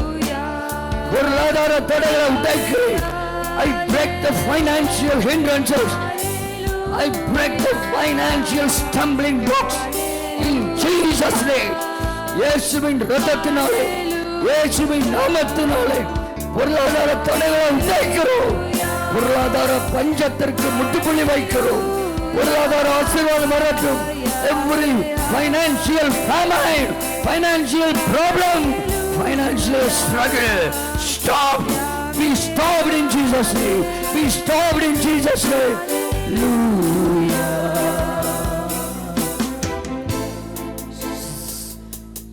சிங்கத்தின் கேவி தீச்சோலை நடுவில் உங்க நாமம் உயர்த்தும் போது receive the blessing. Receive the blessing. தீச்சோலை நடுவில் உங்க நாமம் உயர்த்தும் போது சேதங்கள் அணுகிறாதோ. இயேசுவே உம் நாமமே உயரணும். சமாமா பெற்றுக்கொள்ளுங்க ஆசீர்வாதத்தை. இயேசுவே உம் நாமமே உயரணும். அல்லேலூயா. இயேசுவே உம் நாமமே உயரணும். அல்லேலூயா. உங்க நாமம் உயரணும். என்னுடையணும். I bless everyone. Bless everyone. உங்க நாமம் உயரணும், மேன்மை அடையணும். பாடுவோம் பாடுவோம் அல்லேலூயா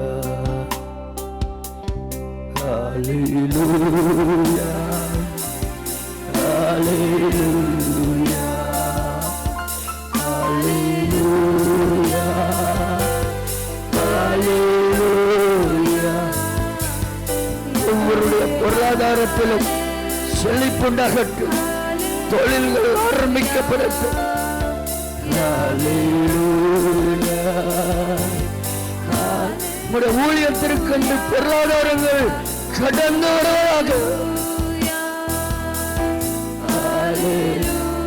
வர்த்திக்க பண்ணுவேன்னு சொன்னீங்களே, வர்த்திக்க பண்ணுவேன்னு சொன்னீங்களே. ஹalleluya ஹalleluya ஹalleluya ஹalleluya ஹalleluya